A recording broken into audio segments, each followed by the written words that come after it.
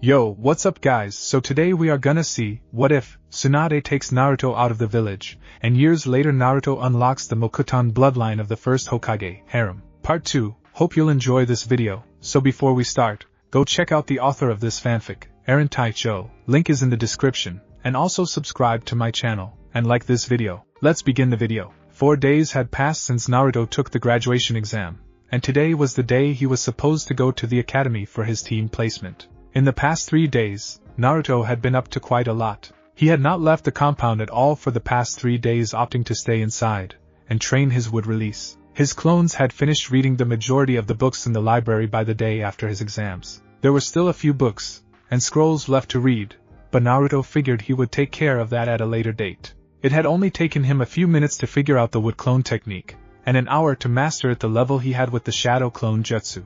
The rest of the 3 days were spent learning the wood dragon jutsu. Naruto had to admit that it was a bit complex, and took a bit of time to figure out, but thanks to his shadow clone he was able to grasp the concept, and was able to perform it after 2 days of trying. It did require a fair amount of chakra to produce a large wooden dragon, but that was something he had in spades. He had not mastered it by any means, but he could perform it well enough to defend himself. The thing that really fascinated him was its ability to blow itself up whenever given the command. Naruto was wondering if he could do that with other wood. If so, then his enemies are in for a world of hurt. Naruto was currently standing in his room looking at himself in front of the mirror.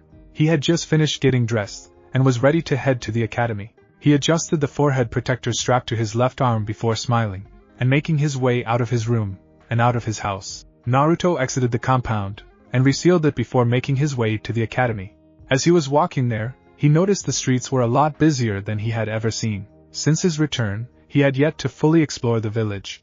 Most of what he saw of the village was when he was walking with the Hokage, and Konohamaru when he took his exam. Now he was seeing the streets of the village in full swing. Shops were opened, vendors had placed out their stalls, and people were busy moving from store to store carrying out their shopping. Naruto simply placed his hands in his pocket, and weaved his way through the crowded street while at the same time observing everything. As he was walking through the crowded street, some of the people started to take notice of his presence while others did not notice. Those who did notice, however, would stop and talk among themselves about him, and about rumors they heard about him, most of which all dealt with suspicions as to who his parents are, whether or not he was actually a senju, and if the rumors about him possessing the first Hokage's wood release were true.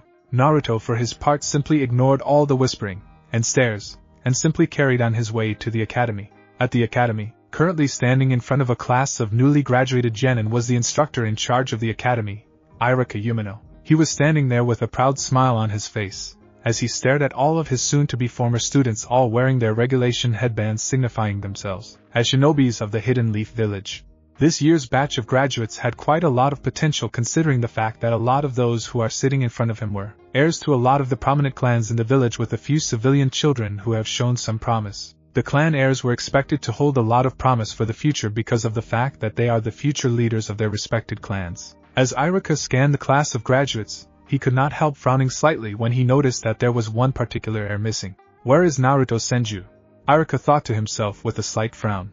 He was there when Hokage told Naruto that he had to be at the academy in 4 days for his team placement, so he could help, but wonder why the boy was not here in class with the rest of the graduates. Did he forget? He asked himself. He knew all of the sensei were currently observing the class thanks to the third Hokage's special that he uses with his crystal ball to view the village from. It would not be a good look if the sensei's in Naruto does not show up here today. It may appear as though he is not taking things seriously because of the fact that he is a senju. Iruka sighed, and shook his head slightly, as he got ready to speak to the graduating class. Just as he was about to begin speaking, however, a knock came at the door, drawing the attention of everyone in the classroom. Enter, Iruka said loudly so that whoever was behind the door could hear. The door slid open, revealing Naruto standing there with a stoic look on his face. Hello Iruka-sensei, I'm not late, am I? Naruto asked, as he walked through the door, and walked up to Iruka. You are, Iruka replied, as he folded his arms, and stared at Naruto, causing him to grin sheepishly. Sorry, Naruto apologized with a slight bow. The Hokage told me to come here in 4 days, however, he never mentioned what time I should be here, Naruto explained, causing Iruka to nod his head accepting his excuse. Iruka then turned to the class, and spoke loudly. Class, this is Naruto Senju, he said loudly, as he introduced Naruto to the rest of the class. He will be joining us today for the team placement, he said, causing the children in the room's eyes to widen in shock at who was standing in front of them. A Senju, one student whispered. So, the rumors are true, the Senju clan has returned, another said in a whisper. He's so hot, one girl shouted. Do you think he has a girlfriend? Another girl asked. Naruto could only sigh when he heard what the girls were discussing. Iruka-sensei, shouted a boy from the back of the class with a small puppy in his head. Naruto immediately recognized him as a member of the Inuzuka clan because of the fang marks on his cheeks, and the ninja hound on his head. How come he is here for team placement when he didn't even take the graduation exam or attended a single class in the academy? The Inuzuka boy asked in a slightly hostile tone, confusing Naruto. Well, Kiba, Naruto did take the graduation exam, and scored a perfect score on all portions of the exam, Iruka said, not surprising Naruto. Even though Iruka had yet to grade his written test, he knew he got all the answers right. If Naruto had attended the academy like you all, I am sure he would have been the rookie of the year, Iruka added, surprising everyone, and causing a certain black-haired Uchiha to narrow his eyes at Naruto. As to why Naruto did not attend a single class in the academy, Iruka began before turning to Naruto. That is not for me to say. If Naruto wishes to share that information, he will tell it to you all, not wanting to overstep his bounds when it comes to Naruto's personal information. Naruto simply shrugged his shoulders before he spoke in a nonchalant tone. It's no big deal really, Naruto said, as he stared up at the class. I just lived outside of the village with my grandmother. She trained, and taught me everything I know, he said with a shrug of his shoulders. And just who exactly is your grandmother? Kiba asked in a tone that was really starting to get on Naruto's nerves, as he folded his arms. Tsunade Senju, Naruto replied, as he narrowed his eyes at the boy before flaring his chakra, causing all of the newly minted genins in the room to sweat and tremble with fear at the amount of power being released. Do you have anything you want to say about my grandmother, boy? Naruto asked in a dangerous tone. Kiba immediately shook his head no. Naruto then claimed his chakra down before turning to Iruka, and giving a slight bow before he spoke again.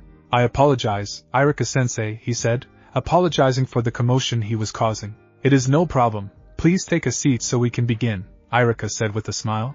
Naruto nodded, and walked up the stairs to the only available seat in the class. It was in the third row with only 2 people sitting on it. One was a boy with his hair tied in a spiky ponytail, and an expression on his face, as though he had just woken up. The other was a girl with blue eyes, and long platinum blonde hair worn in a ponytail, with bangs framing the right side of her face. She was wearing a purple outfit consisting of a high-collared blouse, and a matching apron skirt with bandages on her abdomen, and legs, small hoop earrings, and her forehead protector worn, as a belt around her waist. As Naruto walked up the stairs to the open seat, his eyes met the blonde-haired girl's. A small blush crept up onto her face, but Naruto simply ignored it, and kept a stoic look on his face. When he reached the open seat, he smiled slightly at the girl, and spoke. Do you mind if I sit here?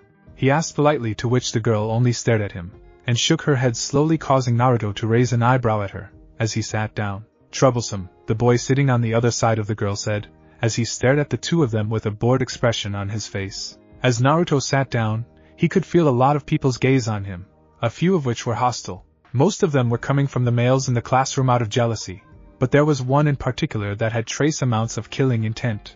Averting his gaze to the row in front of him, Naruto could see a black-haired boy in a blue shirt staring at him with a murderous look on his face. Naruto for his part had no idea who the boy was. It was not until he saw the symbol on the back of his shirt did he realize who it was. So, this is the last Uchiha, Naruto thought, as he stared at the boy. I expected better, he added before turning away, ignoring the boy's presence, only causing the Uchiha boy to become angrier. Okay class, listen up, he said, getting everyone's attention. As of today, you are all ninjas. To get here you face difficult trials and hardships, but that is nothing. What comes next will be far more difficult, Iruka said, as he held both of his hands behind his back, and spoke with a warm smile on his face. Now you are only genins, first-level ninjas. All the genin will be grouped into 3-man squads, and an elite ninja will lead each squad, he said, surprising a lot of people, causing Naruto to wonder what exactly was taught at the Shinobi Academy. We want each squad to be a balance of strength and ability, so that is how we set them up, he said, as he held up a piece of paper. I will now announce the squads, he said before he began reading out team names and the members of each team. I wonder which squad I will be placed in? Naruto wondered to himself. He was well ahead of any of these geniuses. Placing him on a squad will not only cause an imbalance, but it will also slow his own growth, not to mention hinder the growth of his teammates. Squad 7, Sasuke Uchiha, Sakura Haruno, and he called out before he was interpreted by the pink-haired girl in front of Naruto yelling, "Cha! Take that Ino, true love conquers all." Sakura yelled out while turning to look at the girl sitting beside Naruto, and sigh. "Your sensei will be Kakashi Hatake," Iruka said, causing Sakura to turn and look at the pale-faced boy sitting in front of her with a creeped-out look on her face. Next, Squad 8, Hinata Hyuga, Kiba Inuzuka, and Shino Aburame. "You sensei will be Karina Yuhi," Iruka said, causing a girl with pale eyes and a boy in sunglasses to nod their head along with the Inuzuka clan boy from earlier. Squad 9 is still in rotation, so Squad 10, Ino Yamanaka, Shikamaru Nara, and Choji Akamichi. "Your sensei will be Asuma Sarutobi," Iruka said, causing the girl sitting beside Naruto to groan. "UHG. How come I got stuck with the two worst students in the class?" Ino groaned out, as he placed her head down on the desk. Naruto could not help but chuckle at the girl's reaction. "It can't be helped. They are likely trying to create a new Ino Shikucho formation," Naruto said with a smile, as he looked over the girl, causing her to feel a bit better. "Troublesome," Shikamaru said, as he laid down on his desk. And finally, in Squad 11, Iruka said, getting Naruto's attention once more. "Consisting only of Naruto Senju, with your sensei being Yamato," he said, confusing everyone in the room. "Iruka sensei. How come he gets to be on a squad by himself?" Sakura stood up and asked the question on everyone's minds. "Well, as I mentioned earlier, Sakura," Iruka said with a sigh, as he knew this was going to happen. "We built each team with a balance of strength and ability. Placing Naruto on a team with any of you will cause an imbalance due to Naruto's training putting him ahead of all of you in terms of both strength and ability," he said, surprising a lot of people while angering some. "Another reason why he is on a team by himself is that placing him on one of your squads will not only hinder his growth, but the growth of his supposed teammates as well," Iruka explained, causing Naruto to nod in agreement. "Lord Hokage personally put all of these teams together. If you have a problem with it, then you are free to lodge a complaint with him," he added with a smirk, as he watched everyone look down slightly, not wanting to challenge the decision of the Hokage. "Good, with that settled. After lunch, you will meet your new senseis. Until then, class dismissed," he said, as he rolled the pepper with the team placements on it. Just as everyone was about to get up from their death, a puff of smoke appeared in the front of the classroom not too far from Iruka, surprising everyone including Iruka. When the smoke cleared, he was standing there with a serious look on his face. They had short brown hair and black, almond-shaped eyes. He was wearing a standard uniform, with the only difference being the navy blue shirt under his flask jacket goes up all the way to his chin. In addition to that, he had a Hapuri-style forehead protector that framed his face, similar to that of the second Hokage, Tobirama Senju. They scanned the room, as if he were looking for someone. When his eyes landed on Naruto, he stopped and spoke. "Naruto Senju, I am your sensei Yamato," he said while looking at Naruto. "Meet me at training 11, you have 15 minutes, the man said before disappearing in a puff of smoke. Everyone in the room then turned to Naruto, who simply shrugged his shoulders before standing up. He then held up a half-rammed seal and disappeared from the room in a swirl of cherry blossom leaves. "He's so cool," one girl said, as they all watched the pink cherry blossom leaves fall to the ground. "Yeah, he might even be cooler than Sasuke," another said, causing the Sasuke fangirls all to glare at her. Training Ground 11. Yamato was standing in the center of the training ground waiting for his student to arrive. He was surprised when the Hokage had pulled from his duties in the Umbu to take on a genin squad. At first, he was not pleased with the idea of dealing with a bunch of genins. It was not until he was told that he was going to be getting the Senju boy to help him train his wood release that he felt somewhat relieved. He was even more surprised when the Hokage told him that the boy was the Nine-Tails Fox. It was the other reason why he was chosen to be the boy's Jounin sensei.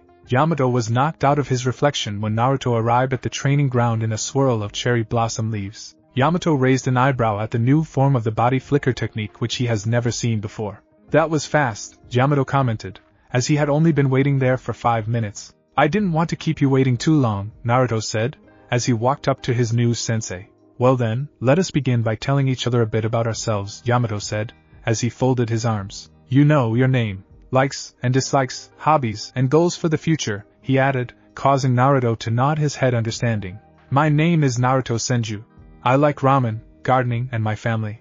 I hate anyone who tries to harm my family, and those closest to me. My hobbies are training, gardening, and pulling pranks," he said with a grin on his face. "As for my future goals, I want to be the strongest shinobi, surpassing both my father and great-great-grandfather," he said with determination written all over his face. Yamato nodded his head as he heard what Naruto said.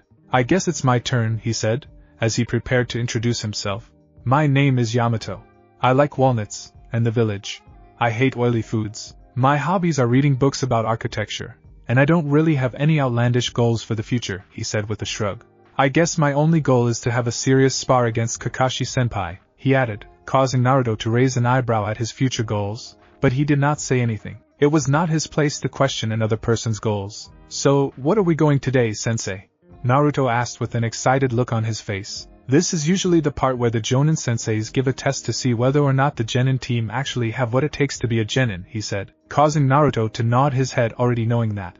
The test is usually centered around teamwork, but seeing as how it is just the two of us, a test of teamwork would be pointless, he said seriously while Naruto simply stood there nodding his head in agreement. So, am I getting a test? Naruto asked with a curious expression on his face. You are getting a test, Yamato said while looking at his student. We will just be testing for something else, he said, causing Naruto to raise an eyebrow at him. We are going to be testing whether or not you have the strength and the ability to be on a squad by yourself, he said, causing Naruto to grin in excitement. So, we are going to have a little spar, and see if you are actually as good as people say you are, he said with a smirk. Yamato was just as excited as Naruto. He only did a better job of hiding it. This would be the first time he would be going up against someone else who passed the wood-release bloodline. That was not just it, however. He wanted to see the difference between someone who is naturally born with wood-release like Naruto against his own which was artificially gifted. Let's do this, Naruto said, as he flicked his wrist activating the storage seal on his wrist causing a long black metal staff, but 6 feet long to appear in his hand. It was a special staff that Shizen had bought for him when he was 6. It was made entirely of chakra metal which allows his chakra to flow through it much better than ordinary metal would. Yamato saw that his student was raring to go, and nodded his head. The two of them then stood opposite each other in the center of the training ground. The excited look was gone from both of their faces with a more serious one replacing it. You are to come at me with the intention of killing me, Yamato said, causing Naruto to raise an eyebrow. In Yamato's mind, Naruto was still a genin. He may be more powerful than your average genin, but a genin was a genin regardless of who trained them, and he was a jonin/former Umbu captain. Be careful, wish for sensei, Naruto said coldly. He was going to take this spar very seriously, and he was not planning on holding back. He took the black staff, and stabbed it into the ground, confusing his sensei. He then made a single hand seal while holding on to the staff before he pulled out of the ground. As he pulled the staff out of the ground, a large rectangular block of the earth attached itself to the end of the staff, turning it into a rather large sledgehammer. Naruto then swung the hammer up, and rested it on his shoulders before speaking to his sensei. Shall we begin, sensei? He asked. Yes, the sensei said before bending down, and picked up a small pebble from the ground. He tossed it up in the air, and both of their eyes became glued to the pebble, as it began falling down to the ground. As soon as the pebbles contacted the ground, Naruto disappeared in a great show of speed, causing his sensei's eyes to widen in shock. Yamada said, as he looked around for his student. His senses alerted him of a presence above him, causing them to look up. When he looked up, he saw Naruto falling towards him with his giant hammer reared back ready to turn and destroy it. Earth-style, seismic smash, Naruto yelled while falling. Yamato narrowed his eyes, and kicked off the ground, dodging the incoming hit. What happened next caused the Jonin's eyes to widen in horror. As Naruto's hammer impacted the ground, it utterly destroyed the section training ground where Yamato was standing along with the block of the earth which was attached to the staff. Yamato could only stare in shock and horror at the giant crater with Naruto standing in the center staring at him. I guess Lady Tsunade really did train him, Yamato thought to himself, as he stared at the boy. Well, Naruto, let us see how you deal with this, the thought before he flashed through a few hand signs with a smirk on his face. With style, great forest technique, he yelled out, as he pointed his right arm at Naruto. Naruto's eyes were the size of dinner plates when he heard the name of the technique that his sensei called out. Before he could even think about what was happening, his sensei's right arm transformed into multiple trees, all of which were rushing towards Naruto. Acting quickly, Naruto narrowed his eyes and jumped backward, dodging the trees that were walking their way towards him. Much to his dismay, the trees followed his every move, causing him to flip back a few times. Channeling some wind chakra into his metal staff, Naruto stopped moving backward and turned to face the incoming wave of tree branches. Utilizing the wind chakra rushing through his staff, Naruto began slicing his way through the multiple tree branches with ease, a bit more ease than he expected. His trees are not as strong as my own, Naruto thought while slicing the numerous branches. While cutting the branches with his staff, 5 clones of Naruto made of wood emerged from his back, and began flashing through hand signs. Earth style. Earth Dragon Bullet. The 5 clones shouted out simultaneously, causing 5 dragons made of the earth to rise up from the ground, and rush towards them. Seeing the 5 earth dragons rushing towards him, Yamato was forced to break off his wood, and deal with the dragons. His right arm broke off from the numerous trees that sprouted from it before he flashed through multiple hand signs. Wood style. Wood locking wall, he yelled before slamming both his hands down on the ground in front of him. Wooden pillars then began to burst up from the ground on either side of Yamato. The pillars then joined together in a dome shape with Yamato in the center. The 5 dragons all crashed into the dome at the same time, creating a huge shockwave. Much to Naruto's surprise, the dome held up to the impact. Deciding not to give the time to catch his breath, Naruto rushed forward at the dome along with his wood clones. One of the clones charged ahead of the rest, and leaped into the air, rearing his fist back in the process. Building up a large amount of chakra into its fist, the clone brought it down onto the dome, releasing the built-up chakra in contact with the dome, utterly destroying the wooden structure along with a good chunk of the ground, as well. When the dome collapsed, Naruto and his clones could see that their sensei was no longer there. Instead, there was a hole in the ground. Naruto's senses alerted him to danger from below, causing the blonde to leap into the air. Just as his feet left the ground, 6 wooden spikes burst out from the ground, piercing through the chest of the 5 clones while Naruto avoided the other. That was close, Naruto thought, as he landed on the ground. As his feet touched the ground, 4 wooden pillars burst out from the ground around him, causing his eyes to widen slightly. As he watched the 4 wooden pillars lock themselves up until it created a cage trapping Naruto inside. Wood style, 4-pillar prison technique, Yamato said calmly, as he walked up to the wooden cage holding Naruto. I guess you are not as good as they say you are, Yamato said, sounding slightly disappointed, mainly due to the fact that Naruto had yet to use a single wood other than the wood clone. Oh sensei, Naruto said in a calm voice, putting his sensei on edge. This is cute, he said, as he walked over and touched one of the wooden pillars. But allow me to show you the difference in our wood release, he said, as he narrowed his eyes and flared his chakra. As his chakra came in contact with Yamato's wood, it began sprouting branches with leaves. Naruto then formed the snake hand seal and stared at Yamato. 2 seconds later, tree branches and wooden pillars burst out from the wooden cage and rushed towards the... He took control of my wood, Yamato screamed in his mind, as he began backflipping away from the assault of trees and wooden pillars. He then heard the sound of something breaking apart, causing him to look at the cage while he was dodging the assault. When he looked over, he saw the wooden cage had broken itself apart, allowing Naruto to calmly walk out of it. Naruto then flashed through numerous hand signs before ending with a snake hand seal. Wood style, Wood Dragon Jutsu, Naruto yelled out, as he pumped a lot of chakra into the... As he did this, the branches and pillars that were chasing after Yamato stopped, and the ground began to tremble, causing Yamato to look around for the oncoming attack. From the left of Naruto, a giant serpentine dragon made of wood burst out from the ground, and began encircling the area around Yamato. Yamato stared in shock at the size of the dragon that was circling him. The dragon's body created a circle about 25 feet wide with the sensei in the center. Yamato, for his part, was confused about what was happening. The dragon was just circling him. It made no attempts to attack him. Yamato-sensei, I really hope you survive this, because we need to have a long talk about that wood release of yours, Naruto called out, confusing his sensei further. Now explode, Naruto yelled, causing his sensei to quickly flash through some hand signs. The eyes of the dragon glowed white for 1 second before the entire dragon exploded, destroying everything inside that 25-foot circle, and creating a shock wave that leveled all the trees and wooden pillars Naruto and Yamato had created. The explosion shook the entire training ground, and probably sent a small tremor through the village. Naruto had been standing some distance away, so he did not feel the brunt of the shock wave, only a bit of strong wind. Deciding to check if his sensei was still alive, he began making his way over. The explosion had kicked up a bit of dust, creating a large dust cloud over the area. While walking, Naruto channeled some wind chakra into his staff, and swiped the air in front of him, blowing away some of the dust, revealing the damage he had done. In front of Naruto was a 25 feet wide crater with a half-broken wooden dome in the center. It would appear as though his sensei had managed to create a dome to shield himself from the brunt of the blast. However, it would also appear as though the blast broke apart a small part of the dome. Are you alive, sensei? Naruto asked, hoping the man was still alive. Yeah, I'm here, came the voice of his sensei from inside the dome, sounding pretty tired.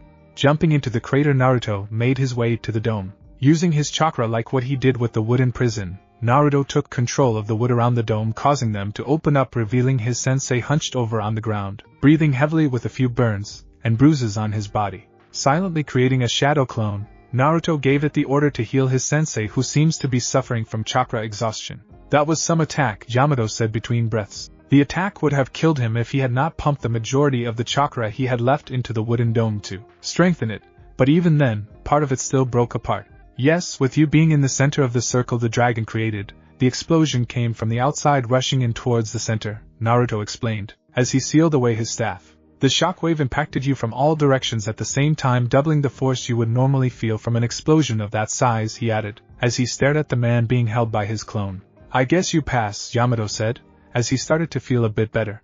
Naruto grinned happily, as he stared at his sensei.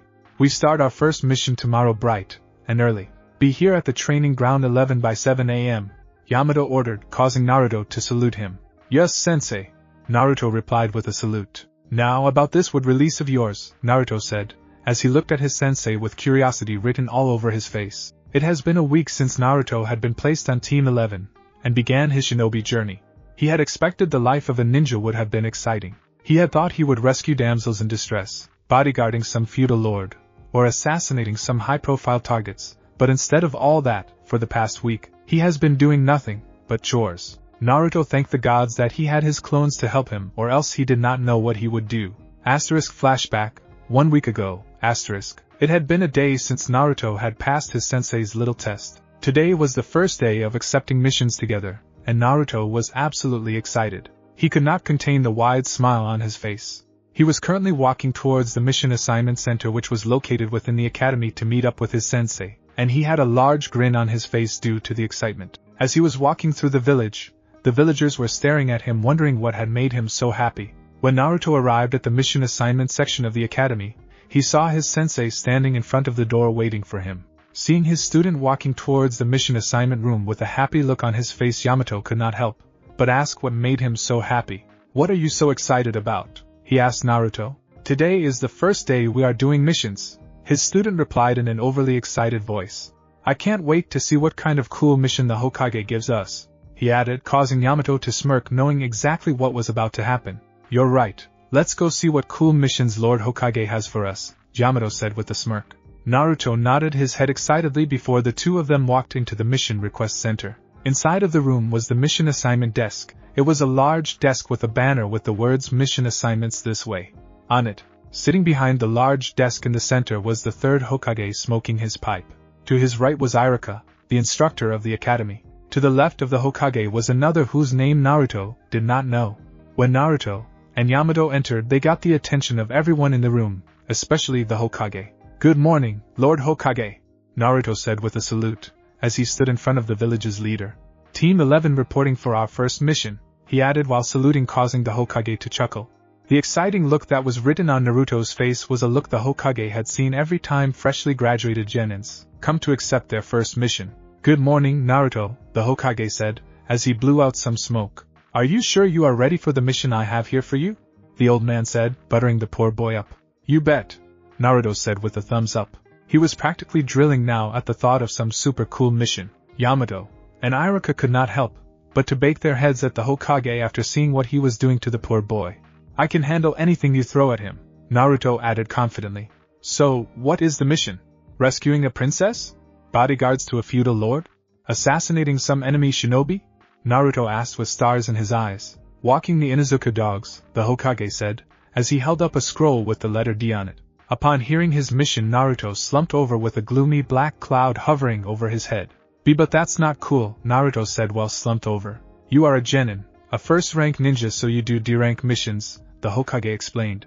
Did your grandmother not tell you this? He asked. She did, Naruto replied, as he stood up. She said I am going to love D-rank missions, he said with a small growl, causing everyone to chuckle. Naruto sighed, and walked up to the desk, and accepted the scroll from the Hokage before he stopped, and thought about something for a second. How many of these can we accept? He suddenly asked, puzzling everyone. There's no shortage of D-rank missions, the old man said with a puzzled look on his face. Most genin teams only take 2 a day, so there are always leftover missions, he said, causing Naruto to nod. I'll take 5 of them, he suddenly said, causing his sensei's eyes to widen.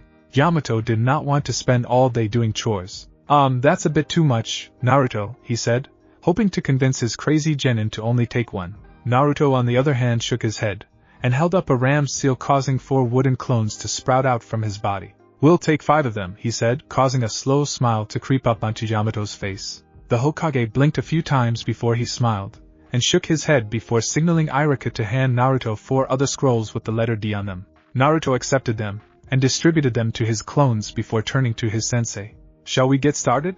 he asked. Even though he was disappointed that he will not be going on some super cool mission, he was still kind of happy about the missions he chose. It would give him the opportunity to not only see more of the village, but also interact with the villagers. "Not so fast," Yamato said, as he held up a half-ram seal, causing 4 identical wooden copies of himself to emerge. "You are a genin. Your sensei must be present with you on every mission no matter how low a rank," Yamato said, causing Naruto to nod his head understanding. The 5 Narutos and the 5 Yamatos then exited the mission assignment center, and made their way to their respective mission locations. For the rest of the week, the cycle continued like that. Naruto and Yamato would show up at the mission assignment center, create 5 to 10 clones, and have them do Diran missions all around the village. Flashback end.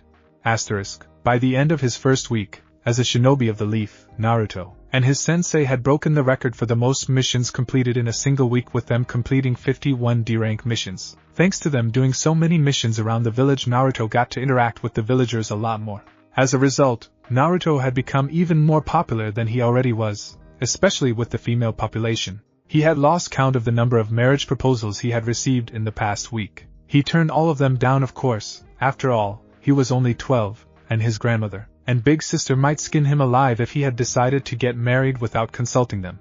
His training had also progressed nicely in the past week. Thanks to his sensei's help, and his great-great-grandfather's notes and scrolls, his control over his wood release had only gotten better. He had learned a few more pieces of wood from his great-great-grandfather's scrolls, but he was nowhere close to mastering them. For the past week, his days were split in 2. The first part of the day Yamato, and he would do D-rank missions, while the second part of the day would be devoted to reigning with his wood release. The duo of student and sensei had only taken 1 day off in the past week to rest, and now they were ready to get back to work. Naruto was currently walking towards the mission assignment center to pick up another set of missions. When he got there, he saw his sensei standing by the doors leading to the assignment, all waiting for him. "Good morning, sensei," Naruto greeted, as he walked up to his sensei. "Good morning, Naruto," Yamato replied with a smile.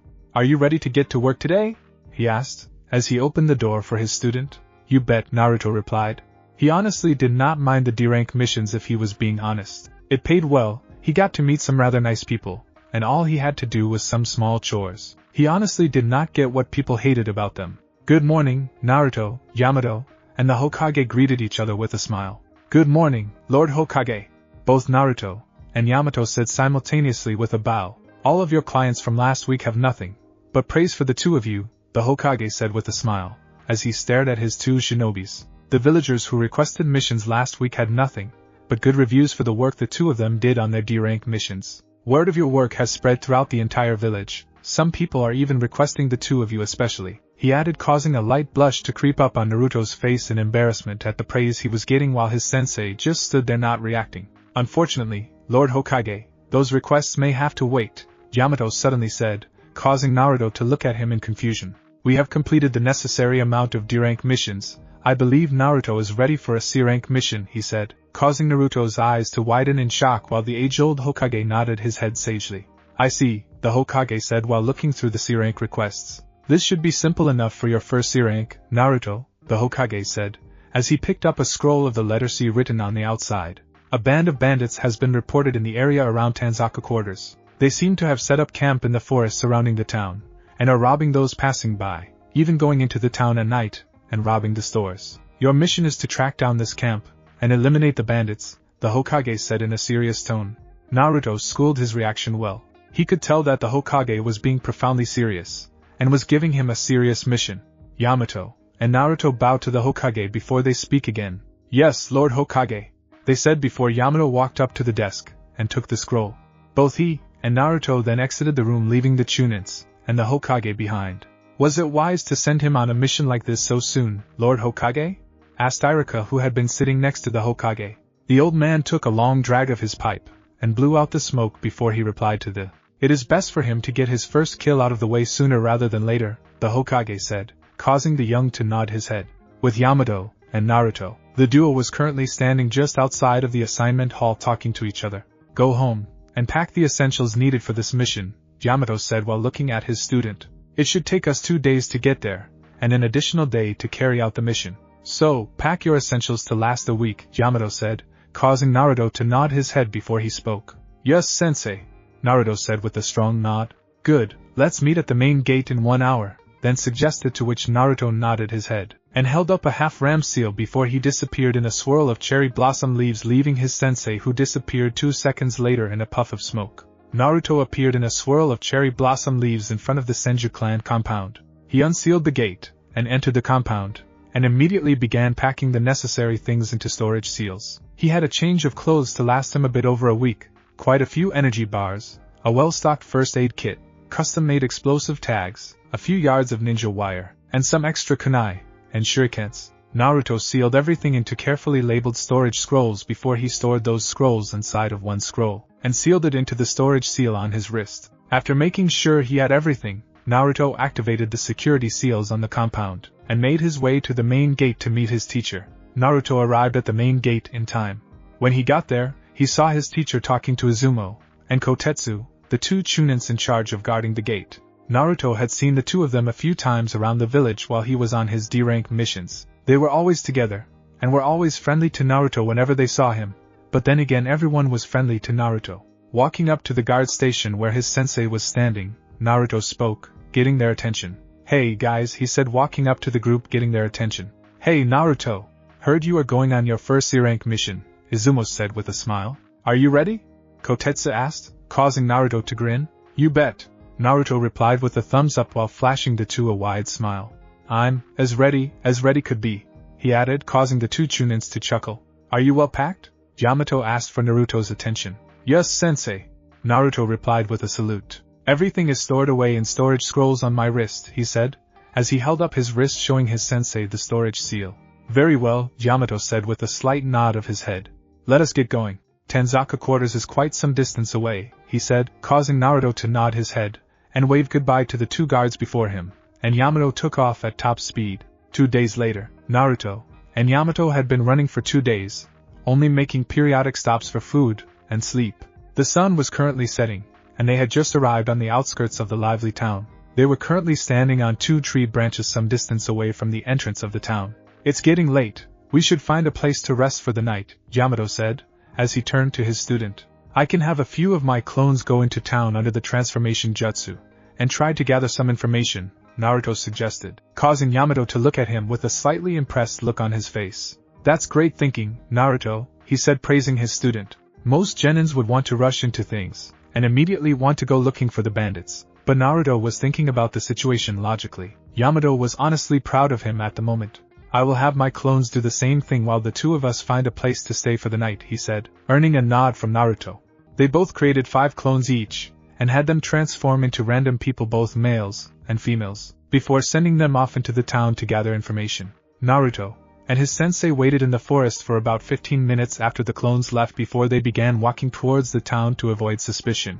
Yamato and his student checked into an inn for the night, and waited to see what information their clones had gathered. Early morning the next day, Naruto and his sensei had checked out of the inn, and made their way to the spot in the forest where they created the clones the previous day. They had decided to have the clones come back to that spot, and dispel themselves there rather than them doing it in the town. The risk of word getting back to the bandits that people were asking around about them before suddenly disappearing in a puff of smoke was high. Bandits are known to be able to pack up their stuff and move in a hurry.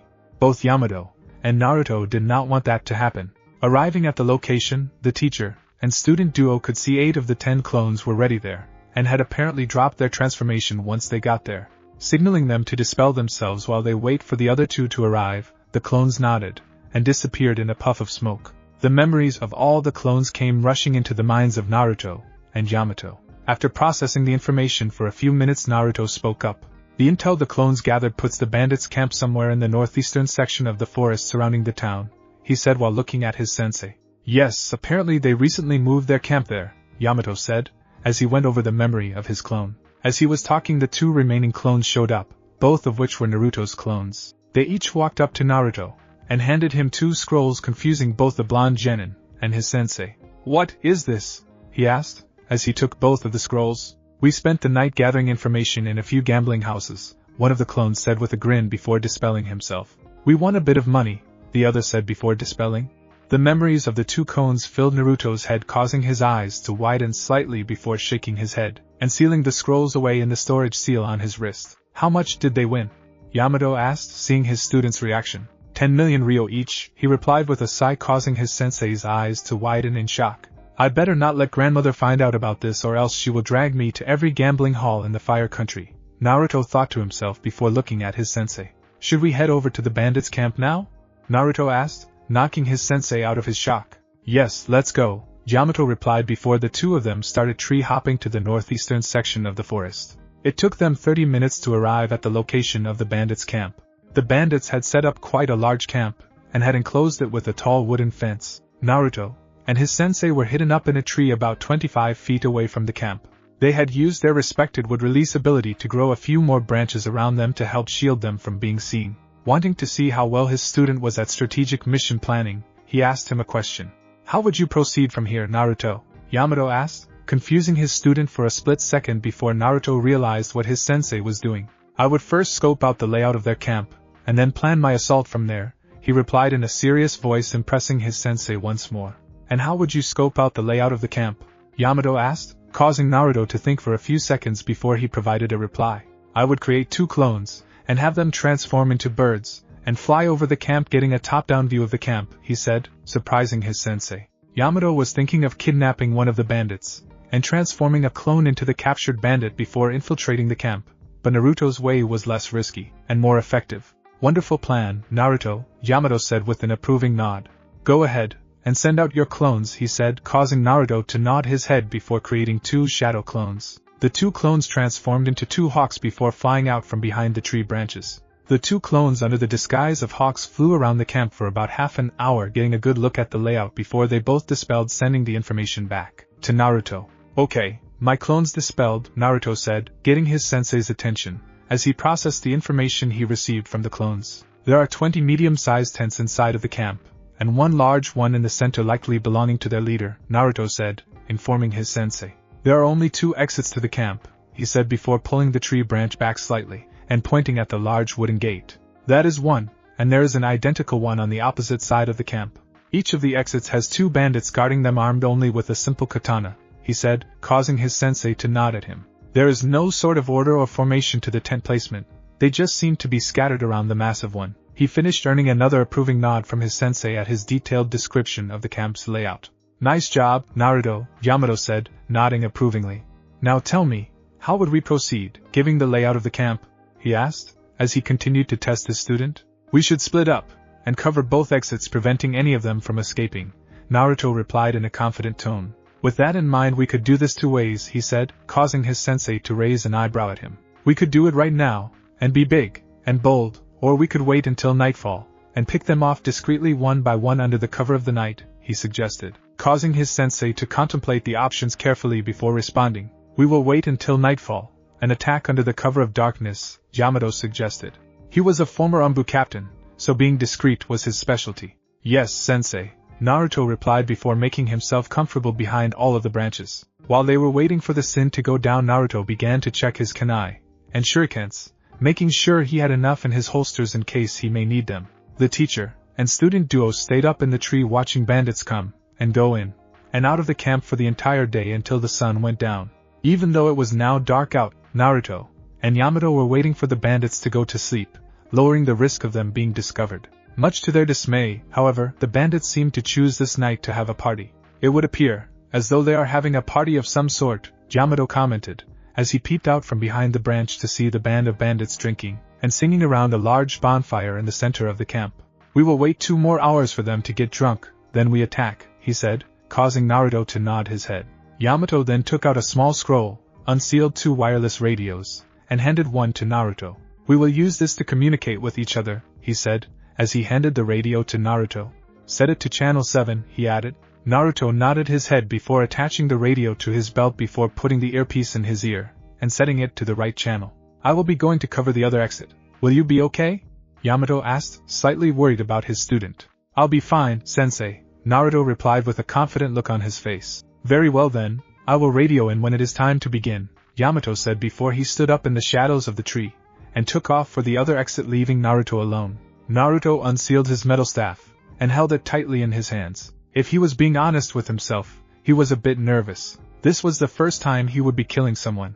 He knew, as a shinobi he would be expected to kill. This was the life he decided to live.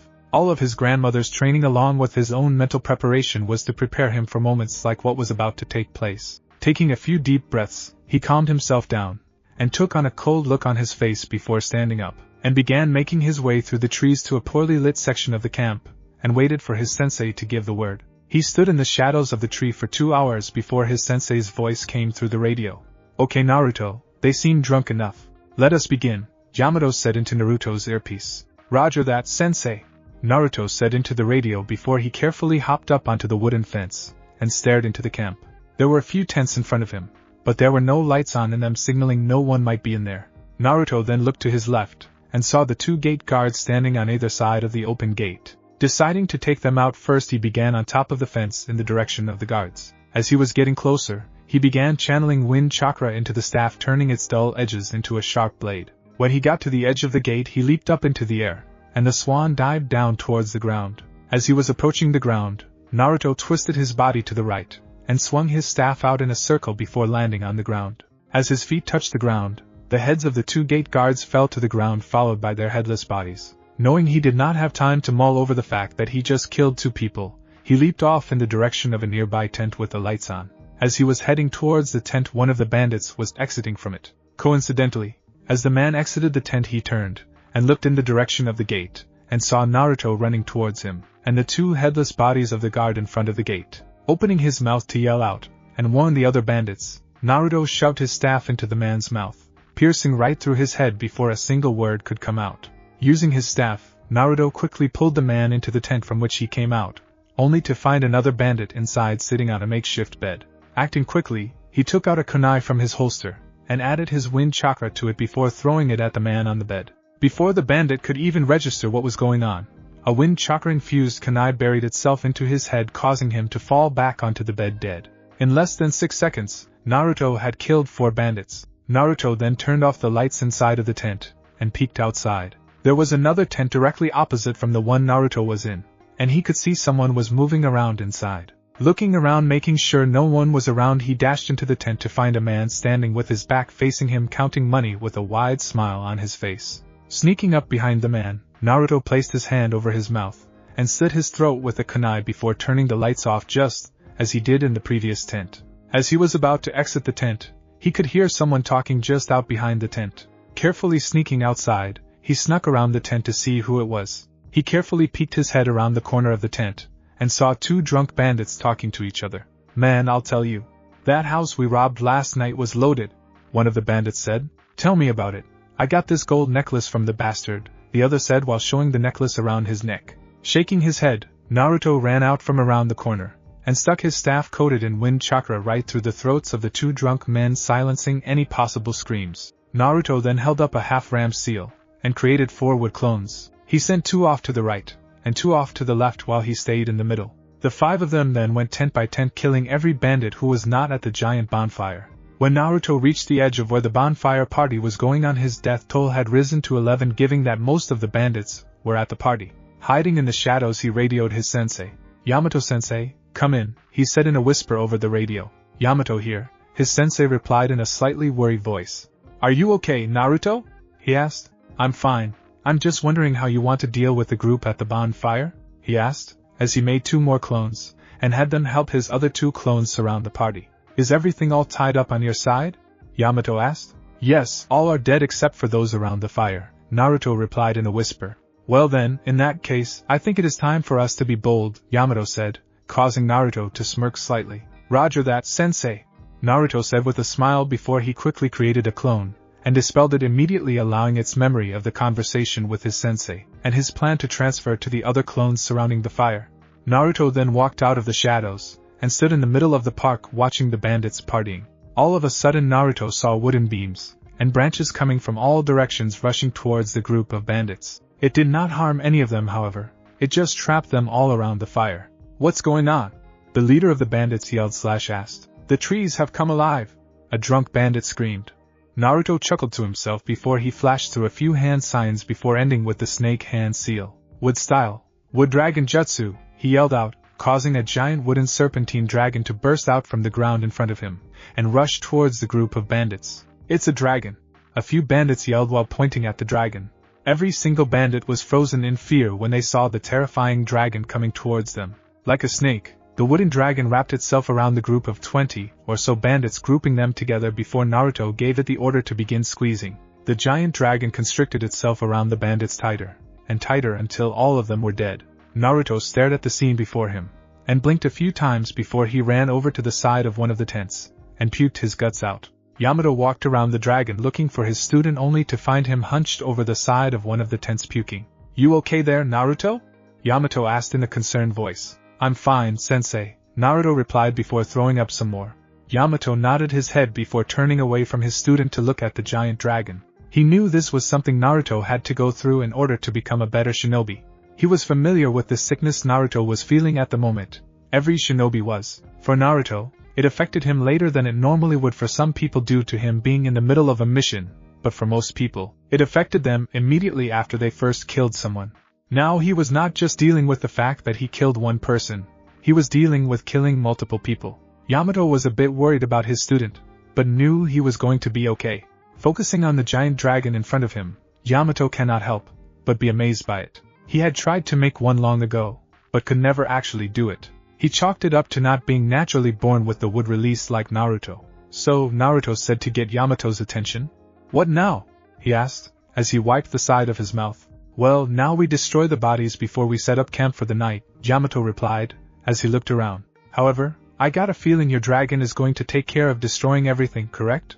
he asked while looking at his student, who simply nodded his head. "Yeah, we just need to put some distance between us and the camp," Naruto said, still feeling kind of upset.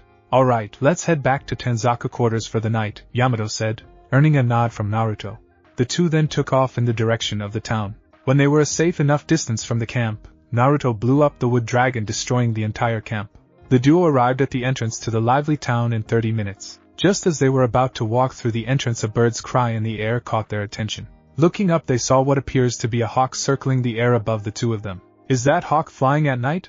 Naruto asked in a surprised tone, as he knew hawks only hunt during the day. "It is a messenger from the Leaf Village," Yamato said, as he held out his arm. "You can see that from here?"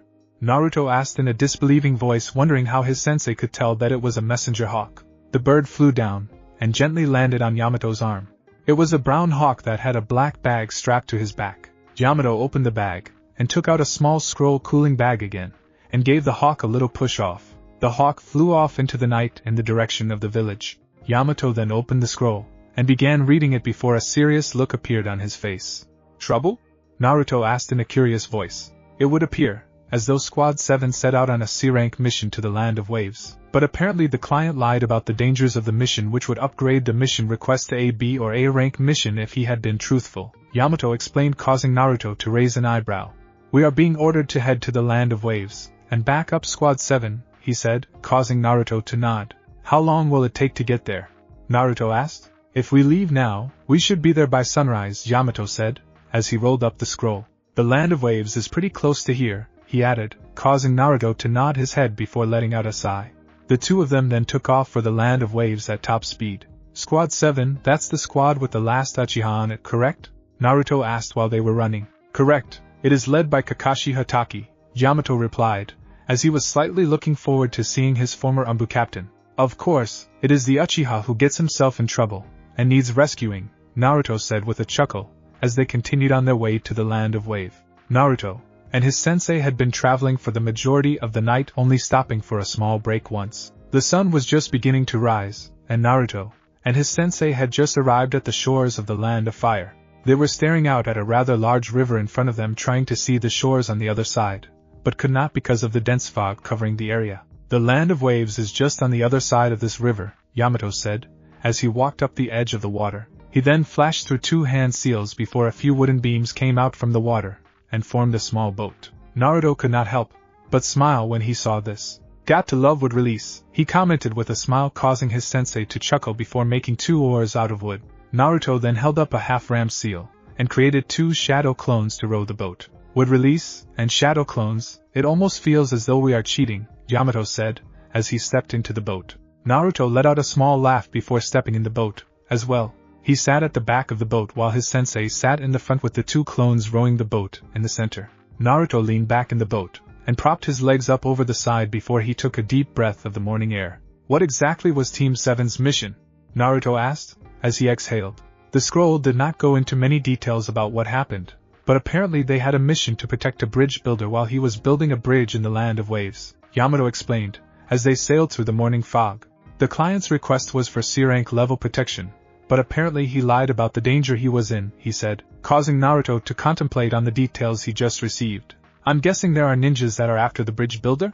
Naruto asked, earning a nod from his sensei. That is the only hypothesis that makes any sense, as to why Kakashi-senpai would request backup for a C-rank mission, Yamato said. Naruto still had a puzzled look on his face, however, there was something about the whole situation that was bugging him. How did Team 7 get a C-rank mission to begin with? He asked with a puzzled look on his face. It's only been a week since they were a team. The most missions they could have completed in that time is about 14 D-rank missions, Naruto added, as he folded his arms. That's well below the required 26, he said. That is true, Yamato said, as he began thinking about what his student said. The only reason we got one this early is that we completed 51 D-rank missions, and that is thanks to the clones. Naruto continued trying to figure out why Team 7 was allowed to break the rules. They are well below the required amount, but still allowed to go on a C-rank mission, he said before letting out a sigh. Something does not add up, he added. Let it go. It's best not to get involved in village politics, Yamato said, causing Naruto to raise an eyebrow at him. It was an odd statement in Naruto's opinion. How is this village politics? Naruto asked himself. His sensei clearly knew something he did not. I am the acting head of the Senju clan, Naruto said, surprising his sensei. Yamato was not aware of that fact. He had assumed Tsunade was still the head of the clan. So, getting into the politics of the village is part of the job, Naruto added, earning an understanding nod from his sensei. Well, you see, Yamato began, as he let out a sigh. The only reason that I could think of, as to why they were allowed to go on a C-rank mission before meeting the necessary requirements, is that Sasuke Uchiha is part of the team, he said, causing Naruto to raise an eyebrow in confusion. Why would he be the reason? He asked, clearly confused, as to why the Uchiha is getting special treatment. Well, you are new to the village, so it is understandable that you wouldn't know, Yamato said to remind Naruto that there was still a lot about the village that he was unfamiliar with. Ever since the Uchiha massacre, Sasuke Uchiha was treated like a king by the civilian council. They made sure he had an easy time in the academy, and they basically do anything he asks them to do, he said, causing Naruto's eyes to narrow. But that still does not explain how they got a C-rank mission, Naruto stated, knowing very well the civilians do not have that kind of power. Even if they spoil the idiot, they don't have any authority over mission assignments, he said. In recent years, the civilian part of the council has been in the good graces of the three elders, Yamato said, causing Naruto to narrow his eyes further. His grandmother and godfather had warned him about those three old fools. That has made them believe that they can act out even against some of the shinobi of the village. It is likely that Sasuke Uchiha had complained to the council about doing D-rank missions, and the council probably ordered one of the chunins in the assignment hall to give him a C-rank mission when Hokage was not there, Yamato speculated. Naruto was getting angrier, and angrier the more his sensei went on.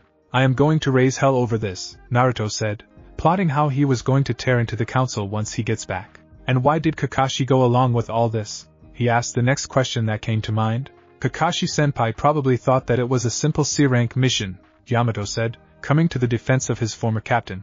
You rarely experience combat on a C-rank mission. We saw combat on ours because it was a more advanced C-rank mission, whereas the mission Team 7 was assigned the most they would have had to deal with was bandits and highwaymen, he said with a sigh.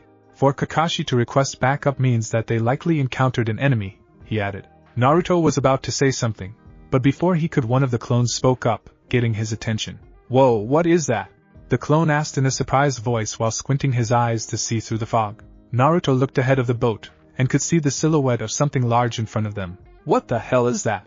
He asked in a surprised voice, as the boat got closer and closer to the thing. I believe that is the bridge that is being built, Yamato said, as they stared up at the extremely tall structure. I have to admit it is quite impressive, he added, earning him a nod from his student. It's the biggest bridge I've ever seen, Naruto said before turning his attention to the front of the boat. Are we supposed to go through there? He asked while pointing to what looked like a tunnel. Yeah, Yamato said, as he looked where his student was pointing. On the other side of the tunnel is the land of waves, he said. When the board exited the tunnel, Naruto could not help but marvel at the splendid beauty that was the land of waves. The fog was absent beyond the tunnel, allowing them to see clearly at the beautiful landscape before them. This place looks so peaceful, Naruto said, as he stared out over the sparkling water.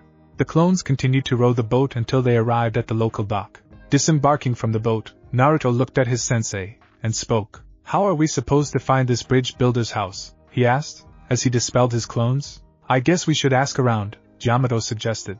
The duo then began walking around the small port looking for someone to ask. There were very few people around, which surprised Yamato. He remembered the land of waves being very lively and prosperous when he last came here, but now everything looks abandoned and run down. They finally found an old man sitting by one of the docks and decided to ask him. Excuse me, Yamato said, getting the man's attention. Can you tell us how to get to the bridge builder's house? He asked, causing the old man to narrow his eyes at them. Why do you want to find Tsunade's house? The man asked, as he eyed the teacher-student duo with a suspicious eye. Well, we are from the Leaf Village, Yamato explained. Some of our colleagues were hired to protect Tsunade. We are here, as backup, he said, causing the man's eyes to widen slightly. Oh heavens, thank you? The man said, puzzling Naruto and Yamato. Sorry for my mistrust, I just thought you were one of the ninjas trying to kill Tsunade, the man said with a relieved look on his face. Tsunade's house is in the village more inland, the man said before walking past Naruto and pointing to a pathway going through the small forest. That pathway will take you to the village.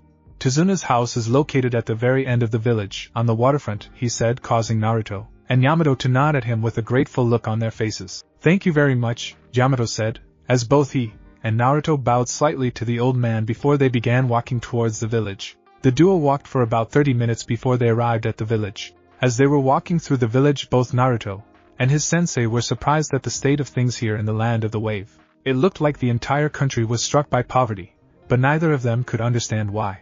Usually, a country is hit by poverty because of a war of some sort, but no war has taken place here. As they walked through the village, they drew fearful stares from the villagers. Something is definitely happening here that we are unaware of, Naruto noted in a whisper for his sensei to hear. I agree, Yamato said with a slight nod. Hopefully Kakashi-senpai can tell us more, he added, as he continued down the dirt road to Tsunade's house. They walked for about another 15 minutes before they arrived at a small 2-story house on the waterfront with a small dock behind it. They walked up to the front door and knocked on it a few times. Some voices could be heard from inside the house along with some people shuffling around. Suddenly, without any warning, the door flew open, and an Uchiha holding a kunai came charging out towards Naruto and Yamato, causing them to raise an eyebrow. The sudden attack was nowhere near fast enough to take either of them by surprise. Naruto sighed to himself before he reached out with his right hand, grabbed the Uchiha by the throat, and lifted him into the air. He then took his left hand and grabbed the boy's hand that was holding the kunai before pinning him to the side of the door frame. Have you lost your damn mind, boy? Naruto said, as he held the Uchiha up against the door frame, causing him to drop the kunai, and began gasping for air. Yamato looked on with a slightly amused look on his face before he calmly walked past his student and stepped into the house. Why in God's name are you attacking someone so blindly? He asked. If Naruto was being honest, he was enjoying himself at the moment. Let Sasuke go.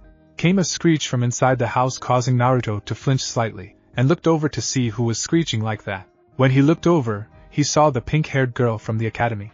If he remembered correctly, he believed her name was Sakura Haruno. Let him go, Naruto, his sensei said in an amused tone from inside the house, causing Naruto to let go of his grip. Sasuke then fell to the ground, hunched over, holding his throat while gasping for air. Naruto did not even spare him a glance. He just walked into the house, passing the pink-haired girl running past him, heading to check on the Uchiha. Sasuke was on the ground, clutching his throat, glaring daggers into Naruto's back. How is he so powerful? Sasuke screamed in his mind. He moved so fast, and had me pinned to the wall like I was some plaything, he thought, as his anger continued to rise. I am an Uchiha, an elite. How can I lose to a freaking Senju? He thought in anger. Sasuke, are you okay? Sakura asked, as she kneeled down beside her teammate. Seeing the look Sakura was giving him only pissed him off further. She was looking at him with pity. He sounded out before standing up, putting a tough look on his face, as though he was fine before heading into the house. Sasuke's so cool.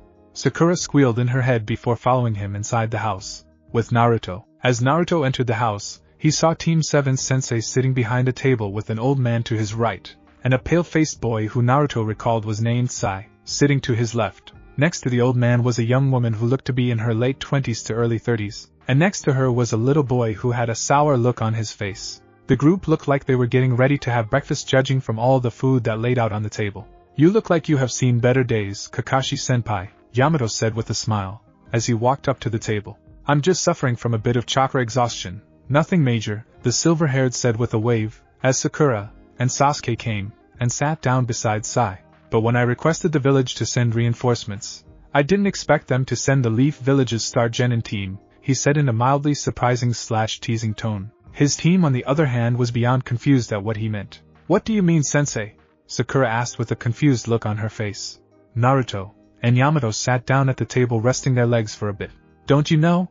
Sai asked, as looked over at his two teammates with a smile that Naruto could immediately tell was fake. "Team 11 is all the talk around the village by both shinobi and civilians," he said with a fake smile, surprising his two teammates. "But how are they so famous?" Sakura asked. "They broke the record for completing the most missions in a single week," Kakashi said in an impressed tone, as he looked at Yamato and Naruto. 51 D-rank missions in a single week. "That's beyond impressive," he added, causing his two clueless students' eyes to widen in shock. "But how is that possible?" Sakura asked, while Sasuke simply glared at Naruto. "Hard work and determination," Naruto said, causing the two to chuckle. "So Kakashi," Yamato said in a serious tone, "are you going to brief us on what's going on?" he asked, as he looked at his old friend. "We had just completed a C-rank mission when we received word to back you up, and the scroll we received didn't go into much detail," he said, earning a nod from his fellow. Kakashi then began explaining to the two of them about the details of their mission along with their encounters on the way to the Land of Waves. Naruto had to admit he was surprised by the amount of trouble they went through just to get the bridge builder to him. First encountering the demon brothers from the Hidden Mist, and then encountering the demon himself, Zabuza Momochi. But the thing that surprised Naruto and Yamato the most was the fact that these men were all hired by Gato, one of the wealthiest men in the world. "I guess that explains why the village looks the way it does," Naruto noted, causing Tsunade and his daughter to nod their heads. "Yes, ever since Gato showed up here all of the sufferings began," Tsunade said with an angry look on his face. Naruto and Yamato nodded their heads with a sympathetic look on their faces. The table then fell silent for a few minutes before Sakura broke the silence. "You said you guys were on a C-rank mission?" she asked, earning a nod from Naruto and Yamato. "What was your mission?" she asked, causing everyone to look at Naruto and Yamato. "Nothing too major. We just had to eliminate some bandits near Tanzaku quarters," Naruto replied, causing the girl to tilt her head to the side in confusion. "If you guys had to rush here after your mission, what did you do with the bandits you captured?" she asked, causing Naruto, Yamato, and Kakashi to look at her strangely. "I didn't say our mission was to capture bandits, Ms. Haruno," Naruto said in a calm tone, as he stared at the pink-haired girl. Sakura was confused even more by Naruto's statement. "I said our mission was to eliminate them," he said, putting emphasis on the word eliminate. Sakura thought about it for a few seconds before her eyes widened in shock. "You mean you?" she said before trailing off, causing Naruto to raise an eyebrow at her. Sasuke was absolutely jealous when he heard what Naruto's mission was. "That is a mission that should have been given to an elite like me, not a loser like him," he thought to him, as a look of jealousy was written all over his face. Naruto caught a glimpse of it, and could not help but smirk. "So, what is the plan going forward?" Naruto asked in a serious tone. "Well, I began training my genin in the tree walking exercise. You can join in if you want," he said, causing Naruto and Yamato to look at him with a deadpan look on their faces. "I'm sure it will take a loser like you a few weeks to understand something like that," Sasuke blurted out with an arrogant look on his face, causing Naruto to sweat drop. "I knew how to do the tree walking exercise since I was 5, Naruto said, surprising everyone at the table excluding his sensei. "And it only took my 4 days," he added, causing the arrogant smirk that was on the Uchiha's face to disappear, and be replaced with a surprised/jealous look. He had been going at it for 3 days now, and was nowhere close to climbing the tree, but somehow the Senju had known this technique since he was 5. That fact just pissed Sasuke off. "You brought your students on a C-rank mission without teaching them chakra control, Kakashi-senpai?" Yamato asked with a disappointed look on his face. "Well, we've been focusing on teamwork mostly," Kakashi said with a nervous chuckle, causing both Naruto and his sensei to shake their heads disapprovingly. "Well then," Yamato said before turning to Tsunade, "while Kakashi-senpai recovers and his genin train, you will be guarded by either myself or Naruto here," he said while pointing to Naruto, who waved and smiled at him. "Is that brat really going to be able to protect me?" Tsunade asked in a straightforward manner, causing Yamato to chuckle. He is the only genin in rank, Yamato said, surprising everyone. His skills are well beyond that of an average, he added, surprising Kakashi and his students. He has even defeated me a few times, he said, causing everyone's eyes to widen in shock. You will be safe in my care, I promise, Naruto said with a warm smile. Sasuke was staring at Naruto with a disbelieving look on his face while Tsunade's grandson was glaring at him. How can a loser like him be as powerful as a? Sasuke asked himself, as he stared at Naruto with a jealous look on his face. That kind of power should be mine. I needed to kill my brother and avenge my clan, he thought angrily. Lord Danzo must be made aware of this, Sai noted in his mind while staring at Naruto. Naruto, I will take the first shift, Yamato said, as he turned to his student. You go get some rest, he said, causing Naruto to nod his head and stand up before he began heading outside. Naruto, Tsunade's daughter, called out to get his attention. There is a room upstairs where you can rest, she said, causing Naruto to smile at her before speaking. Thank you, but it is already pretty crowded here. I'll set up a house outside, he said nonchalantly before walking outside. Everyone except his sensei stared at him in confusion. What does he mean, set up a house? Sakura asked the question on everyone's mind. Yamato just smiled before he spoke. You should go take a look outside, you'll see something special, he said with a smirk. Wanting to see what he was talking about, the 3 genin, 2, and 3 civilians headed outside to see what the blonde was going to do. When they got outside, they saw Naruto standing in the open space near Tsunade's house flashing through hand seals before ending with the snake seal. Wood style, 4-pillar house jutsu, Naruto called out before slamming both of his palms on the ground. Sending chakra into the ground, Naruto caused wooden pillars to burst up from the ground, and began shaping themselves into a house. It took 3 seconds before a large 2-story house constructed itself in the once empty space. Above the doors to the house was the Senju clan's symbol engraved in the wood. Naruto then stood up straight, and dusted off his hand before turning to his spectators only to see all of them except his sensei gaping like a fish. He always got a kick out of seeing people's reaction to his bloodline. See you, he said before walking into the house to get some rest while at the same time leaving a group of stunned shinobi behind. Yamato, that was Kakashi. Yes, Yamato replied with a smirk. That was the first Hokage's bloodline, Sakura whispered. How can he have the first Hokage's bloodline, she asked, forgetting the fact that Naruto was a senju. Well, that's because the first Hokage is his great-great-grandfather, Yamato replied. So that is the bloodline that is said to rival the Sharingan, Sasuke noted. Lord Danzo must be made aware of this, Sai thought to himself.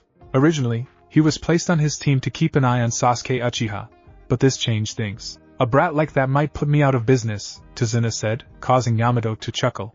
I better get to the bridge, he added before looking at Yamato who nodded. After heading back inside to grab his things, Tsunade and Yamato set out for the bridge. You 3 head to the forest and continue your training, Kakashi said while looking at his students. Sasuke took one final look at the house, and growled before walking off to the forest with Sakura, and Sai following closely behind. It had been 2 days since Naruto and his sensei arrived at the Land of Waves, and 5 days since Team 7's battle with the Demon of the Mist, Zabuza Momochi. Kakashi was almost back to full strength. He was finally able to move around without his crutches. His team had spent most of the week training with the tree exercise while Naruto and Yamato would protect the bridge builder while he was building the bridge. Naruto for his part could not understand how a sensei could take his students out on a C-rank mission without even teaching them proper chakra control. Naruto had very few interactions with Kakashi's team. He would only see them at breakfast or dinner. Other than that, they spent most of their time in the forest training. The Uchiha was especially driven after getting a glimpse of the gap between Naruto and himself. The only female on the team was only in the forest training every day so she could spend more time with the Uchiha, leaving Naruto to wonder whether or not the girl had any real goals and aspirations as a kunoichi. Then there was the last member of Team 7, Sai. From the little time Naruto spent around the boy, he could immediately tell that there was more to the boy than he let on. His skills were well beyond Sasuke's, but for some reason, he seems to be holding himself back, as though he was trying to appear weak on purpose. It wasn't until his sensei told him that the boy reminded him of one of Danzo's root agents that Naruto realized what was going on. It appeared as though Danzo either wanted to keep an eye on Sasuke Uchiha, or he wanted Sasuke to join his little organization. Before he left the fire capital, his grandmother and godfather had warned him about the elders of the village, especially the one named Danzo. They explained to him in detail who Danzo was, and what his goals were. They told him that Danzo would eventually try to recruit him, and if he couldn't recruit him, he would try to control him.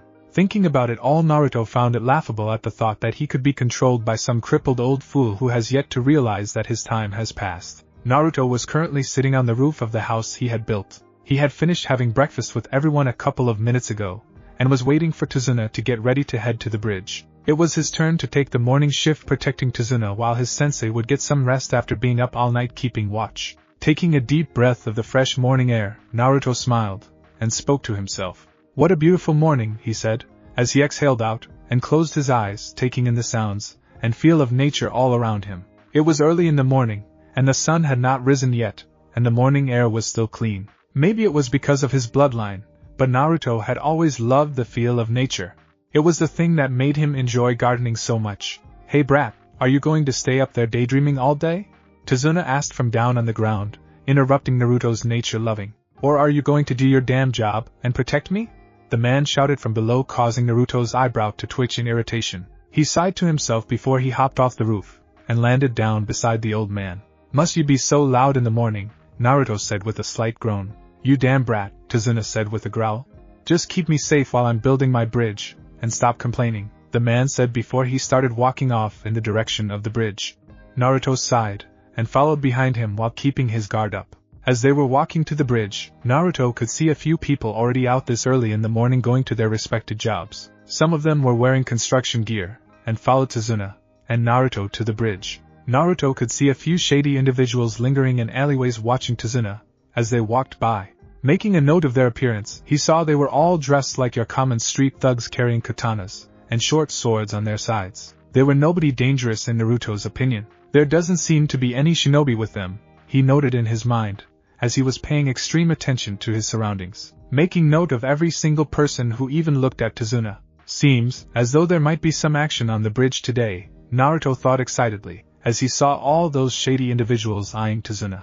It took them 15 minutes to arrive at the bridge, and immediately upon arrival, Tsunade and his men got to work picking up where they left off yesterday. Naruto honestly had nothing to do while he was guarding Tsunade. He didn't know he was going to be spending this much time away from the village on his first C-rank mission, so he did not bring anything to entertain himself. If he had known that they would be taking a detour like they did, he would have brought a few scrolls with him to keep himself occupied. Sighing to himself, he turned to Tsunade and spoke. "Hey old man," Naruto called out to get his attention. "You want some help?"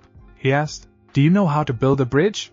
Tsunade asked with his eyebrows raised. "Not a clue," Naruto replied with a smile, causing the old man to growl slightly. "But I got manpower," he added, as he held up the Shadow Clone hand seal. "Multi-Shadow Clone Jutsu," Naruto shouted, creating a large puff of smoke around. The smoke disappeared. 200 copies of Naruto stood there waving at Tsunade with smiles on their faces. Tsunade and his workers stood there gaping at Naruto after seeing what he had done. "I knew there was a reason I liked you, kid," Tsunade replied with a boisterous laugh, causing Naruto's eyebrow to twitch. "With this many hands we'll finish this bridge in no time," he said, causing the few workers he had left to cheer. Tsunade then began assigning jobs to the clones while the real Naruto walked over to the corner of the bridge and sat down on a pile of lumber. He couldn't go work with his clones mainly because that would take his attention away from Tsunade. Sighing to himself, Naruto sat down and watched as his clones and Tsunade's workers scramble around the bridge carrying out their jobs. 6 hours later, it had been 6 hours since Tsunade and Naruto's clones began working on the bridge. They had stopped for lunch, and Naruto had dispelled all of his clones, opting to make new ones after lunch. Everyone was scattered all over the bridge in various groups eating their lunches. Naruto was still sitting on the pile of lumber eating a sandwich that Tsunade's daughter, Tsunade, made for him. Naruto was enjoying his sandwich when he sensed some people walking on the bridge heading in their direction. Narrowing his eyes, Naruto looked over to his left, and saw 4 men walking towards them with smug looks on their faces. The 4 men all had swords strapped to their sides, but Naruto sensed that they had little to no chakra. "These must be Gato's thugs," Naruto noted, as he continued to eat. The men were not a threat worth getting worked up about, but he was interested as to why they were here. Gato had hired a pretty powerful shinobi to kill the old man. There was no way that he would send these common thugs to do the job. "This is a rather nice-looking bridge," one of the men said, getting everyone's attention. It was clear that he was the leader of the small group. "It is a damn shame that it won't be completed," he added with a cocky smirk on his face. Tsunade and his workers all jumped up their feet in fear when they saw the men. "What the hell are you clowns doing here?" Tsunade yelled/asked before looking over to Naruto only to see him calmly eating his sandwich without a care in the world.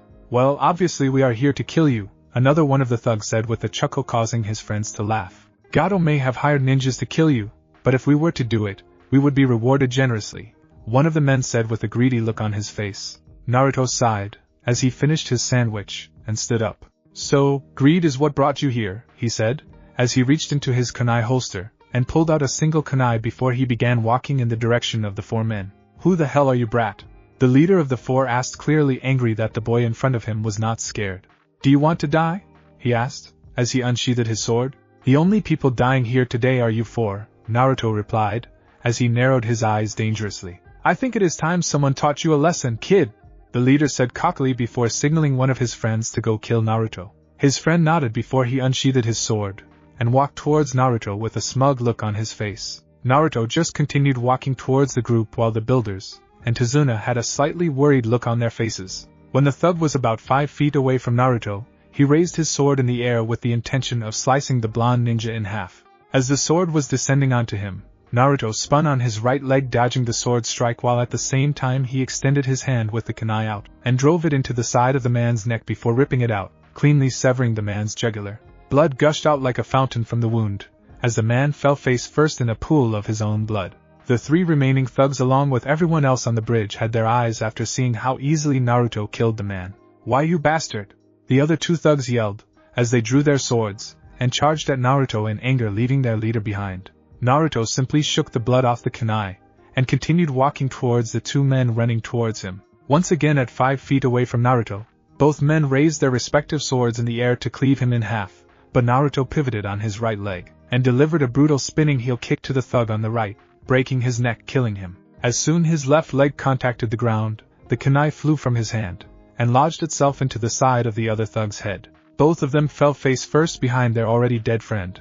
A kunai was sticking out of one of their heads while the other's head was facing his back. The leader of the group dropped his sword on the ground, and fell on his behind when he saw Naruto turn his attention towards him. Why, you monster! The man said in fear, as he watched Naruto slowly approach him. The arrogant attitude he had earlier was completely gone after watching 3 of his friends effortlessly killed by the boy in front of him. Naruto stopped in front of him, and spoke in a chilling voice. Run, he said lowly in a voice that sent chills down the man's spine. What? The man stuttered out in confusion. You heard me, Naruto said coldly. Run, he said. Not needing to be told again, the man scrambled to his feet, and took off running on the bridge. While he was running away, Naruto created a shadow clone, and spoke to it. Following him, he ordered, as he turned to the clone. Let him lead you to Gato's base, then kill him, he ordered, causing the clone to nod, and take off behind the man.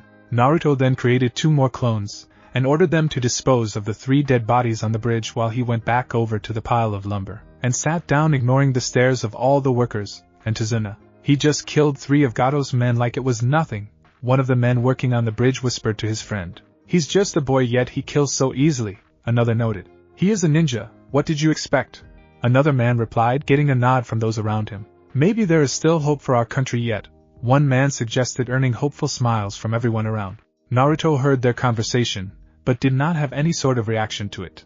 The rest of the day was uneventful. Naruto spent most of it watching his clones work with Tsunade and his men. He would occasionally do some push-ups and sit-ups to reduce his boredom. The clone he had sent to follow the man had not dispelled, as yet. Naruto assumed it must be because it was still scoping out Gato's base. Currently, it was just Tsunade and Naruto's clones working on the bridge. Everyone else had wrapped up for the day except for Tsunade, who wanted to get a bit more work done. The sun had already set, and the stars were lighting up the night sky. Alright, brat, let's go, Tsunade said in his usual gruff tone. Naruto nodded his head, and dispelled his clones before the 2 of them began walking down the bridge towards the village. By the way, thanks for today, the old man said, getting a nod from Naruto. Just doing my job, Naruto replied with a smile. The 2 then continued walking in silence until they reached the village. Come on, I need to pick up some things for breakfast tomorrow, Tsunade said to Naruto, as they took a detour, and walked towards the market. As they walked through the market, Naruto could see there were stairs, and whispered in his direction.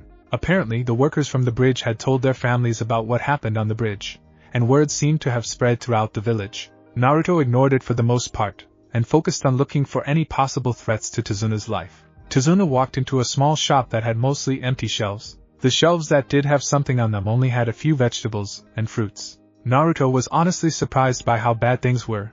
He didn't expect that people could not even grow enough vegetables to sustain themselves. Sighing to himself, Naruto turned to Tsunade and spoke. "Hey old man," he said, getting the old man's attention.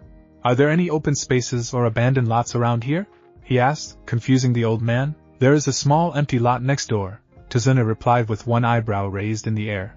"Why?" he asked. "You'll see," Naruto replied before walking out of the market with Tsunade following behind him. They walked next door, and came upon an empty lot with no buildings or structures on it. Naruto then flashed through a few hand seals before he spoke. "Wood style. Advent Grove," he said, gaining the attention of everyone around.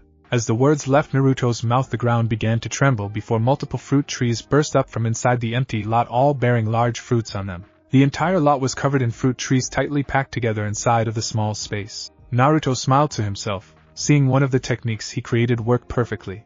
It was one of the techniques he had developed during his time in the Fire Capital. Amazing," Tsunade said, as he stared at the small grove of fruit trees. "Mommy, look," a little girl said while pointing to the trees. "He made trees grow," she said while her mother simply stared in awe. People from all around the market rushed over to see the phenomenon that had just taken place. "There are fruits on those trees," an old man yelled out in surprise. "There should be enough fruits in there for all of you," Naruto said to the group. "Enjoy," he said, as he motions them to go and eat. People were stumbling over each other in the dark trying to get to the trees, causing Naruto to shake his head and smile. "Don't rush, they will still be there in the morning," he said, reassuring them that the trees won't disappear. He then turned to Tsunade only to see the man standing in the spot with a tear running down his face. "People have been starving in this village since Gato took control of our country. They had all practically lost hope," Tsunade said, as he watched his fellow countrymen smile and dine in happiness. "And in a matter of seconds you not only fed them, but you made them happy, and placed some hope back into their lives," he said, causing Naruto to blush slightly in embarrassment. "I did what anyone with my abilities would do," he said in a flustered tone. "People were suffering, and I have the ability to ease their pain. Why would I not use it?" he added, causing the old man to chuckle. "You are a good kid," he said with a chuckle. Tsunade had very little interaction with Naruto prior to today. Naruto never mingled with the other genin from Kakashi's team. He always kept to himself. After seeing him kill Gato's men earlier today, Tsunade had thought the boy was one of those cold ninjas he would often hear about, the ones that rarely ever show any emotions, and saw themselves above those weaker than them. But Naruto showed him today that he was a rare soul in the shinobi world. He cared about the little guy. "Let's get going, we're going to be late for dinner," he said before the two of them left the villagers and headed home. Arriving in front of his house, Tsunade opened the door and saw everyone was inside already sitting around the table. "Dad, you're home," Tsunade said with a relieved look on her face. "Yeah, I stayed back to do some extra work on the bridge, then I stopped by the market," Tsunade replied, as he took off his shoes. "This kid is amazing," he added while pointing to Naruto, who walked past him and sat beside his sensei. "Thanks to his clones we got way more work done than we would have," he said with a smile, as he moved and sat down at the table next to his grandson. "You used your clones?" Yamato asked while looking at Naruto with one eyebrow raised. "I figured the faster we build the bridge the faster the mission is over," Naruto replied with a shrug. "Anything noteworthy happened?" Yamato wanted a report on the day's events. "Some of Gato's men showed up wanting to kill the old man," he said in a nonchalant tone, causing Tsunade and Sakura to gasp. "But I killed them easily," he added with a small wave. "You did let that one go," Tsunade said, causing Naruto to nod. "I had my clone follow him so he could find out where Gato's base of operation is," Naruto explained, causing his sensei to nod. "Well, at least you're all safe," Tsunade said, as he gave her father a hug and started to serve dinner. "But that isn't even the most amazing part," Tsunade said after taking a sip of his sake.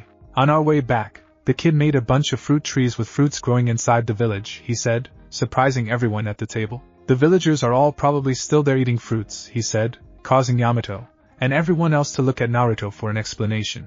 "It's not a big deal," Naruto said with a shrug.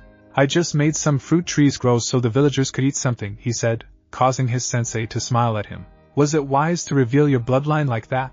Kakashi asked, causing Naruto to shrug with an indifferent look on his face. "It's not like I've been keeping it a secret since I returned to the village," Naruto replied with a shrug. "And regardless of if it was wise or not, I have the ability to ease the suffering of these people. Why wouldn't I use it?" he asked rhetorically, causing his sensei and Kakashi to smile at him. "That was nice, Naruto," Sakura said with a smile, to which Naruto nodded his head before turning to his meal. You can relax tomorrow, Naruto, his sensei said, getting his attention. Kakashi-senpai is back to full strength, and his students are finished with their training. So tomorrow they are going to help me protect Tsunade, he said, causing Naruto to nod his head. Sounds good, Naruto replied, as he took a bite of his dinner that the Tsunade had made. What's the point? The old man's grandson said in a slightly angry tone, getting everyone's attention. What's the point of all this training, and all the fuss, he said, as he slammed his hands on the table, and stared directly at Naruto with tears streaming down his cheeks. Gato has an army,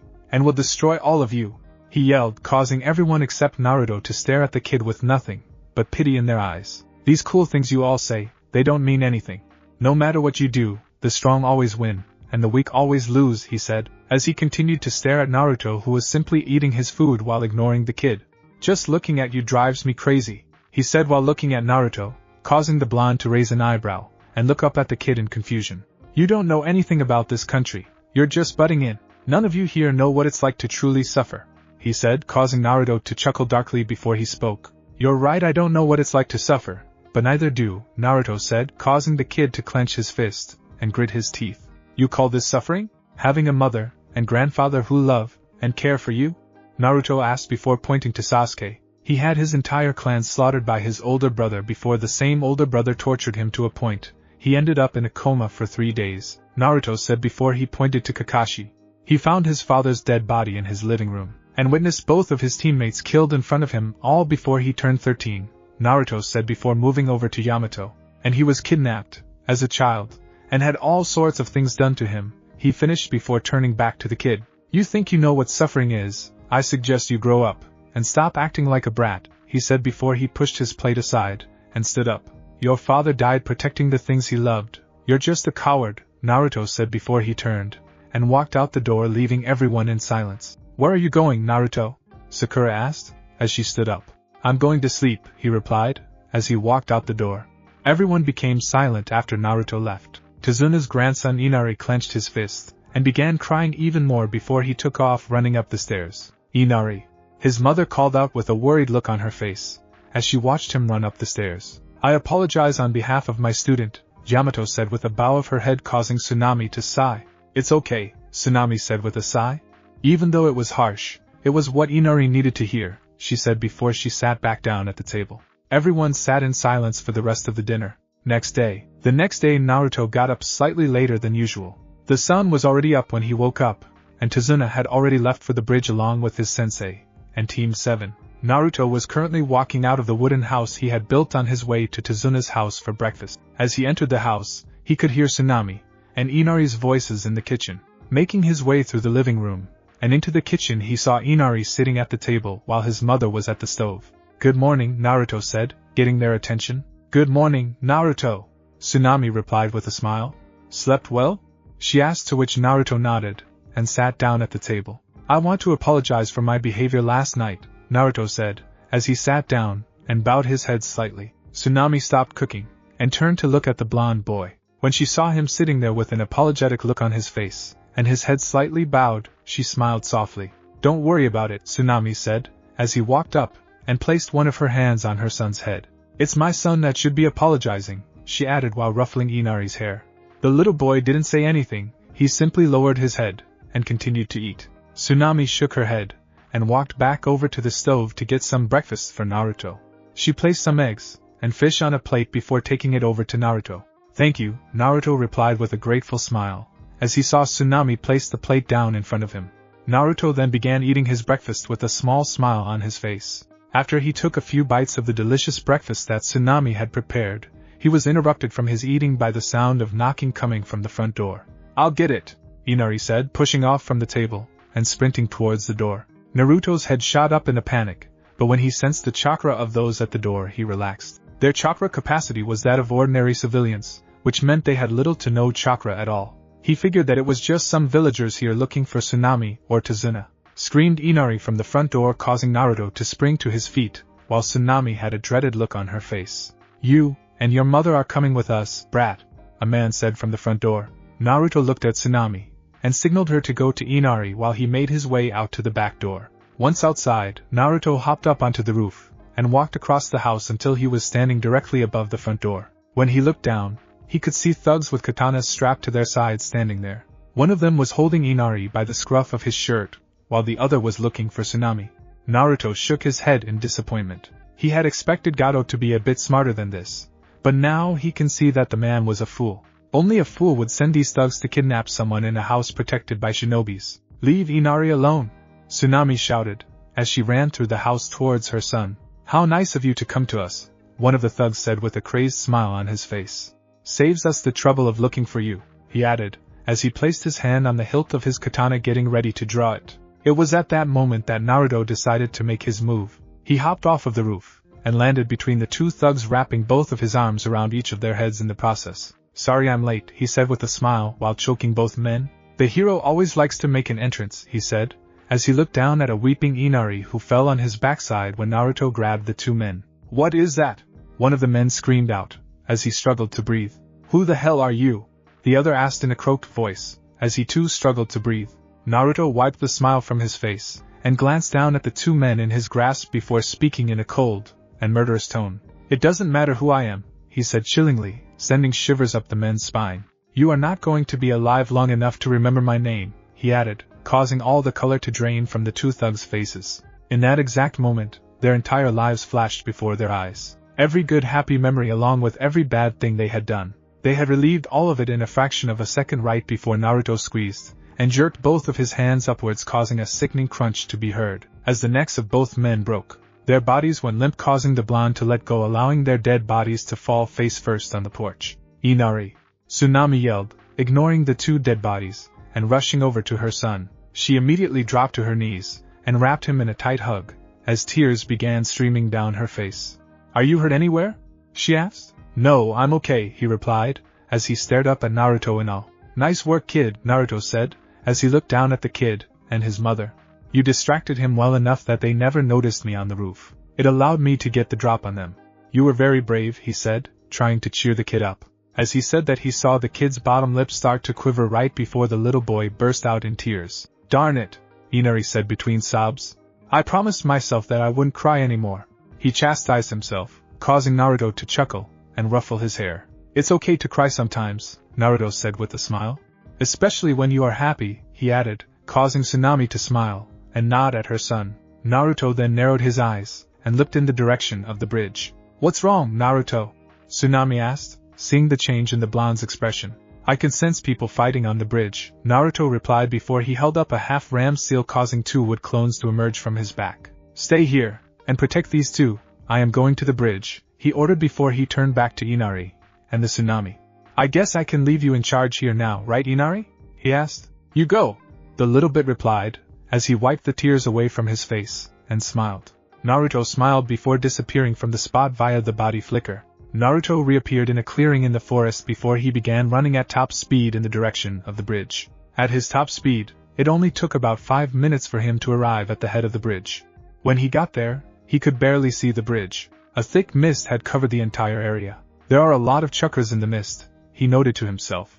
"The hidden mist," he thought with a nod. He stood there for a few minutes thinking up a plan, and evaluating every advantage and disadvantage that would occur as a result of his actions. After thinking everything through, he decided to act. "Wood clone jutsu," he said under his breath, causing 5 wood clones to emerge from his back. The 5 clones then all lined out beside Naruto, equally spaced before them, along with Naruto began flashing through hand seals ending with the snake hand seal. "Wind style. Great breakthrough," they all shouted before blowing out a devastating gust of wind from their mouths, clearing all of the mist in the surrounding area along with knocking a few people on the bridge off their feet. Naruto quickly dispelled the wood clones and began walking towards the bridge. "Quite the party you all seem to be having," he said loudly while walking with a wide smile on his face, as though he was not worried about anything. "Why didn't anyone invite me?" he asked in a carefree tone. While he had a carefree expression on his face, he was observing everything around him carefully. Sakura and Tazuna were the closest to him.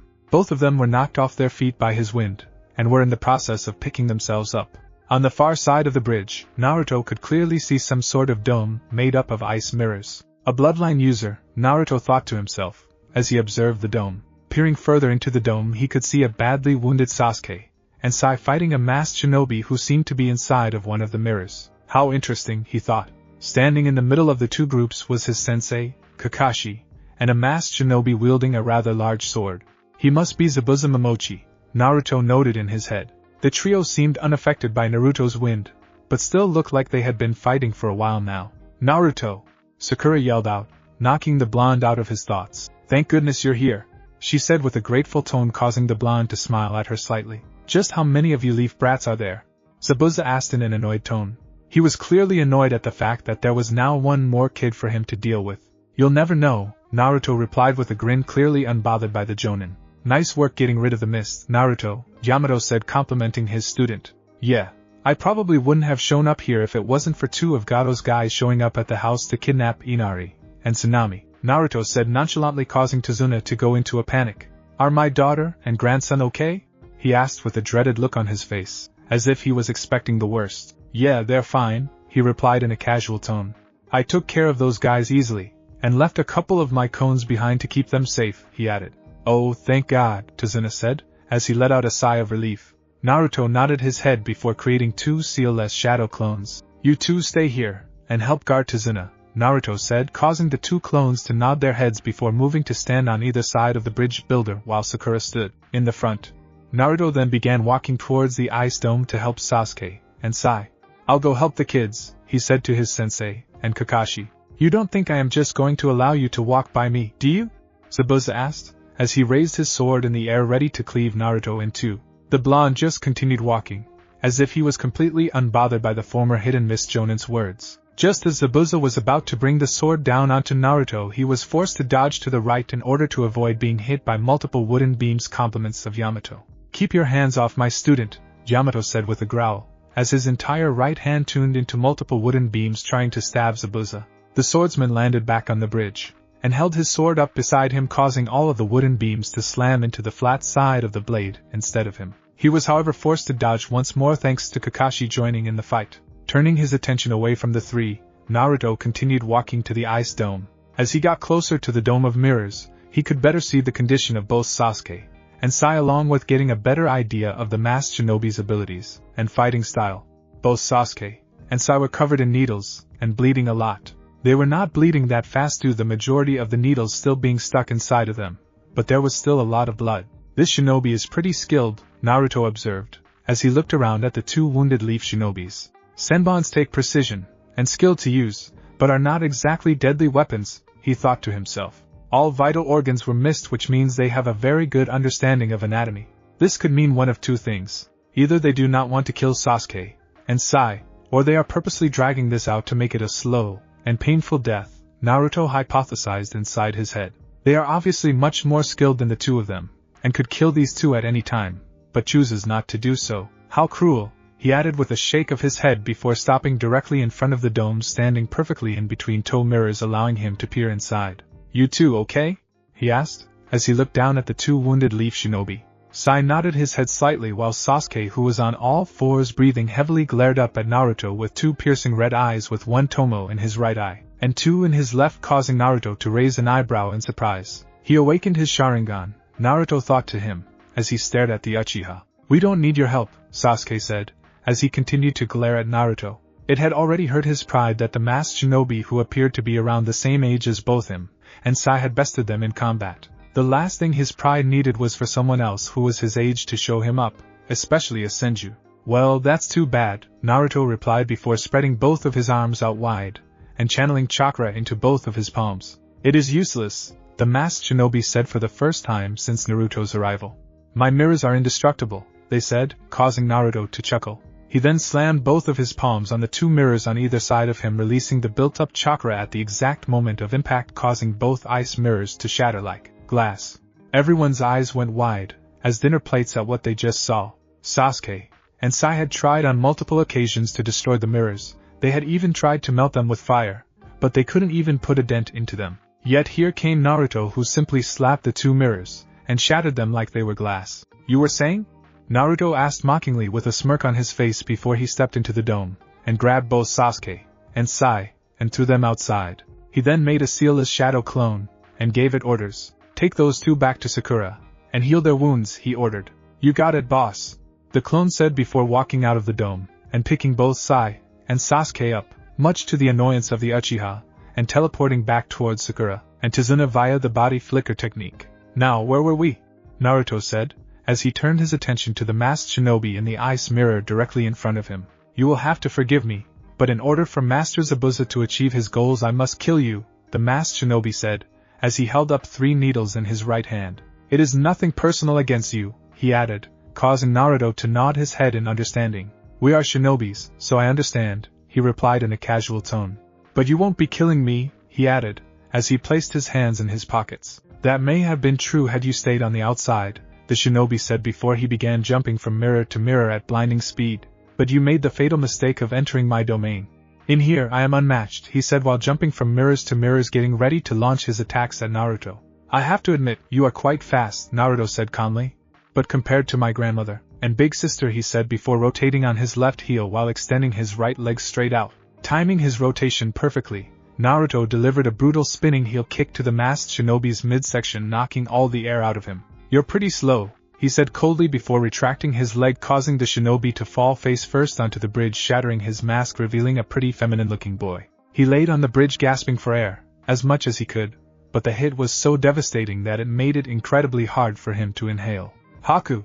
Shouted a very alarmed Zabuza, causing Naruto to turn his head slightly and look behind him. When he turned around, he saw Zabuza staring at the laboring boy, who Naruto now knows is named Haku. Zabuza had a shocked expression on his face. It was quite clear that he did not expect the boy to lose. Due to his sudden shift in attention, however, it provided the right distraction that Yamato needed to capture the missing ninja with his wood style. Great forest technique, Yamato yelled out from the right of Zabuza while pointing his right hand towards him. Suddenly Yamato's entire right arm transformed into multiple wooden beams which raced towards Zabuza, and bounded each of his arms and legs. What the dash? Zabuza yelled out in surprise as the wooden beams captured him, and held him up a few inches in the air. Even though he was captured, however, he never let go of his sword. You let yourself get distracted too easily, Yamato said, as he held Zabuza in place, causing the missing ninja to grit his teeth in frustration. Soon everyone on the bridge heard the sound of a flock of birds chirping. Looking past Zabuza, Naruto saw Kakashi standing there with his Sharingan uncovered while holding his right hand with his left, while his right palm was covered in lightning. This is the end of the line for you, Zabuza, Kakashi said in a cold tone, as he narrowed his eyes at Zabuza. He then began rushing towards Zabuza with his right hand stretched back ready to stab it into the swordsman. Everyone watched, as the masked leaf shinobi got closer and closer to Zabuza, expecting the leaf shinobi to end the missing ninja's life. When Kakashi was about 5 feet away from Zabuza, Naruto saw something blur past him heading towards Zabuza, causing his eyes to widen in shock, as he realized what it was that rushed past him. Watch out! Naruto yelled, as he zoned in on the blur to see a wounded Haku rushing towards her master. Chidori, Kakashi yelled, as he stepped his lightning-covered palm in the direction of Zabuza's chest. When he was about 2 feet away, the previously masked shinobi appeared in front of Zabuza with a gentle smile on his face, causing Kakashi's eyes to widen in shock. It was already too late for him to stop his attack. Everyone could only watch, as Kakashi stabbed his hand through the chest of the young man who sacrificed himself for Zabuza. This will be my final act for you, Master Zabuza, Haku said, as he coughed up blood before reaching out and grabbing a hold on Kakashi's arm, preventing him from moving. I truly did raise the perfect tool, Zabuza said gleefully, in a great show of strength. He then broke free his arm which was holding his sword, causing everyone's eyes to widen in horror. He then raised his arm in the air, preparing to cut Kakashi in half. As he was about to bring the sword down, everyone had one common thought in their heads. He's going to slice right through the boy, they all thought.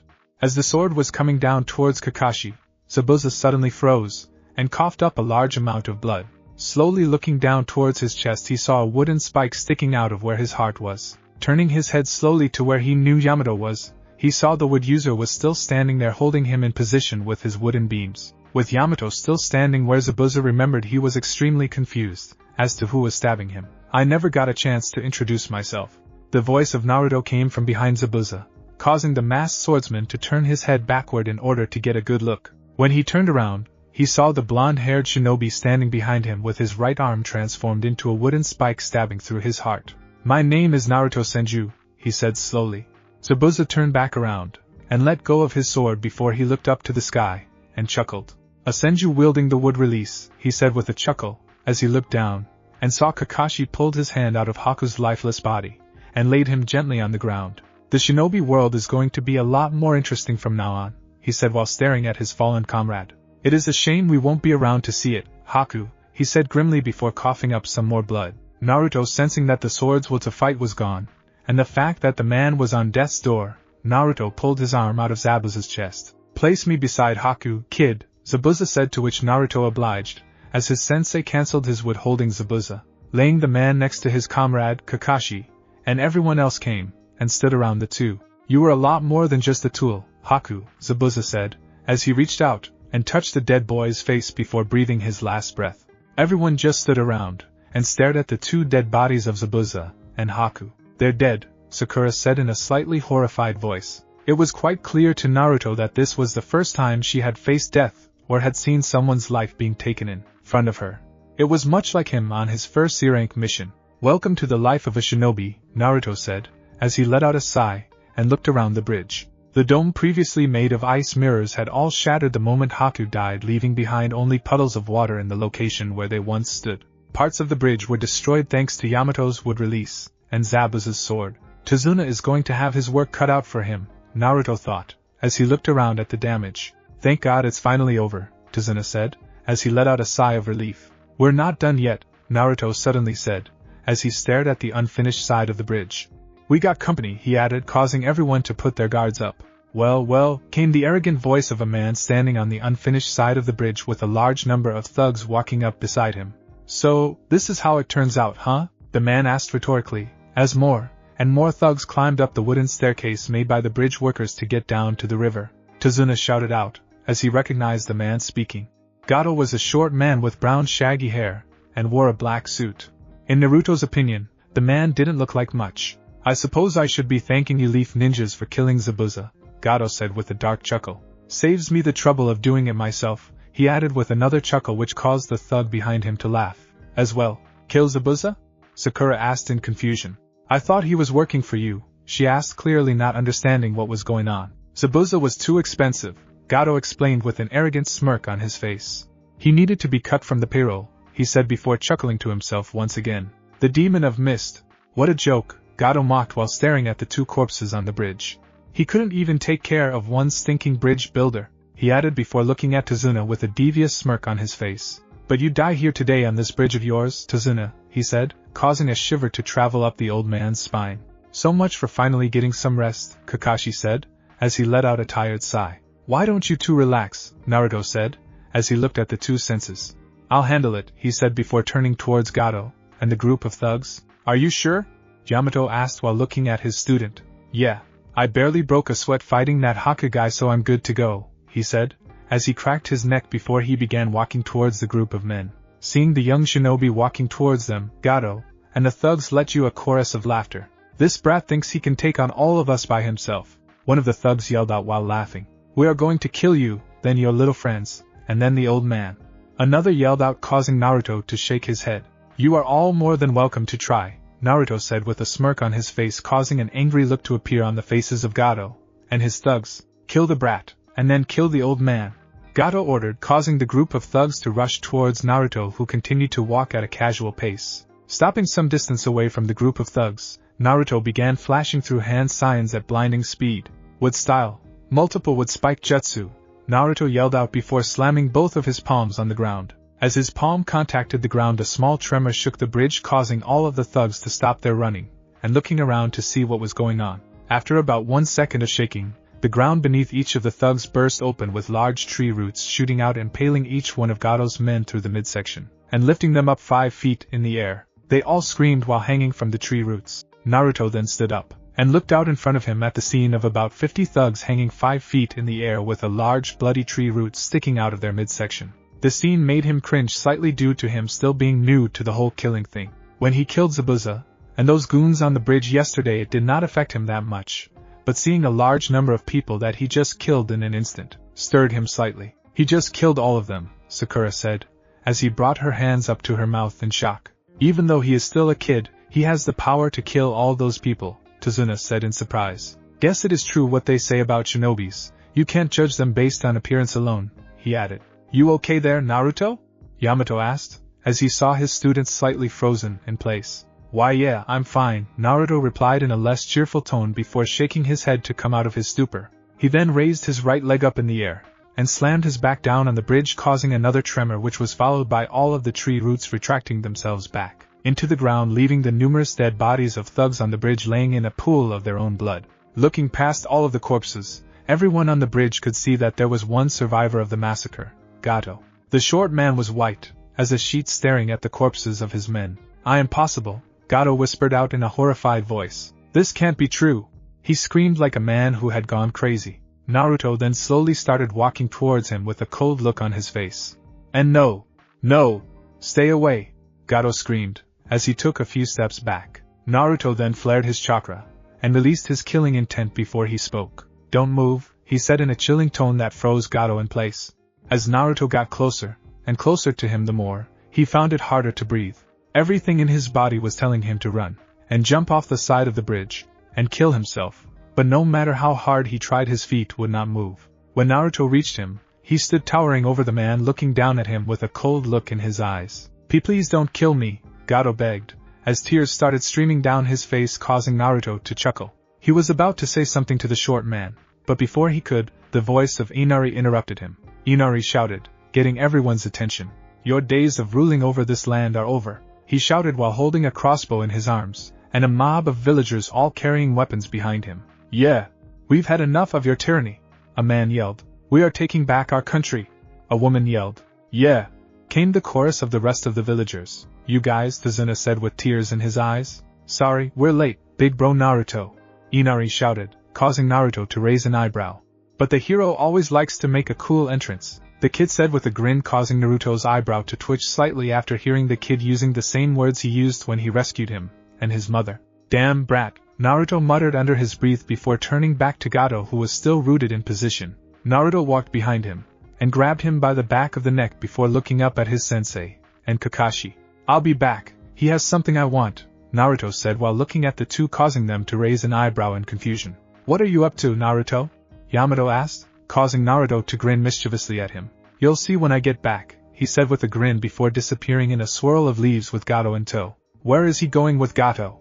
one of the villagers screamed / asked, thirsty for vengeance. "He'll be back with Gato," Yamato said to villagers, trying to calm them down. "I'm sure you will all get what you are after," Kakashi said before turning to the numerous corpses on the bridge. "But for now, I think we should get rid of all these bodies," he said with a sigh before turning to Yamato. "I'll leave it to you, Yamato," he said with a one-eyed smile, causing his fellow to groan. "Everyone, that boy killed all of Gato's men, and freed this country," Tsunade said to the villagers. "I think he has earned some of our trust," he added, causing a lot of people in the crowd to nod in agreement. Gato's mansion. Naruto and Gato arrived in a swirl of leaves in front of Gato's mansion in the middle of the forest. Upon arrival, Naruto shoved him forward in the direction of the mansion, causing him to fall down. "Where are we?" Gato asked, as he looked around trying to get his bearings. Upon seeing his house, his eyes widened in shock at the fact that the blonde shinobi knew where he lived, and could have killed him at any time. "Start walking," Naruto commanded before giving him another push. The two of them then started walking to the entrance of the mansion. Naruto was surprised that there were no guards here guarding the place. It would appear that Gato took everyone to the bridge in order to kill Zabuza. "What do you want?" Gato asked in a scared voice. "If you give me what I want, then I won't kill you," Naruto said, using the short man to brighten up slightly. "Do I have your word that you won't kill me?" Gato asked in a suspicious voice. "Yes, you have my word," Naruto said with a smirk, causing the man to become relieved slightly. The two of them walked into the mansion, and headed straight for Gato's office, where Naruto finally told Gato what he wanted. "So, what do you want?" Gato asked while looking at the blonde, causing him to smirk mischievously. "You are going to sign over your company, and everything you own over to me," Naruto said, causing man's eyes to widen in horror.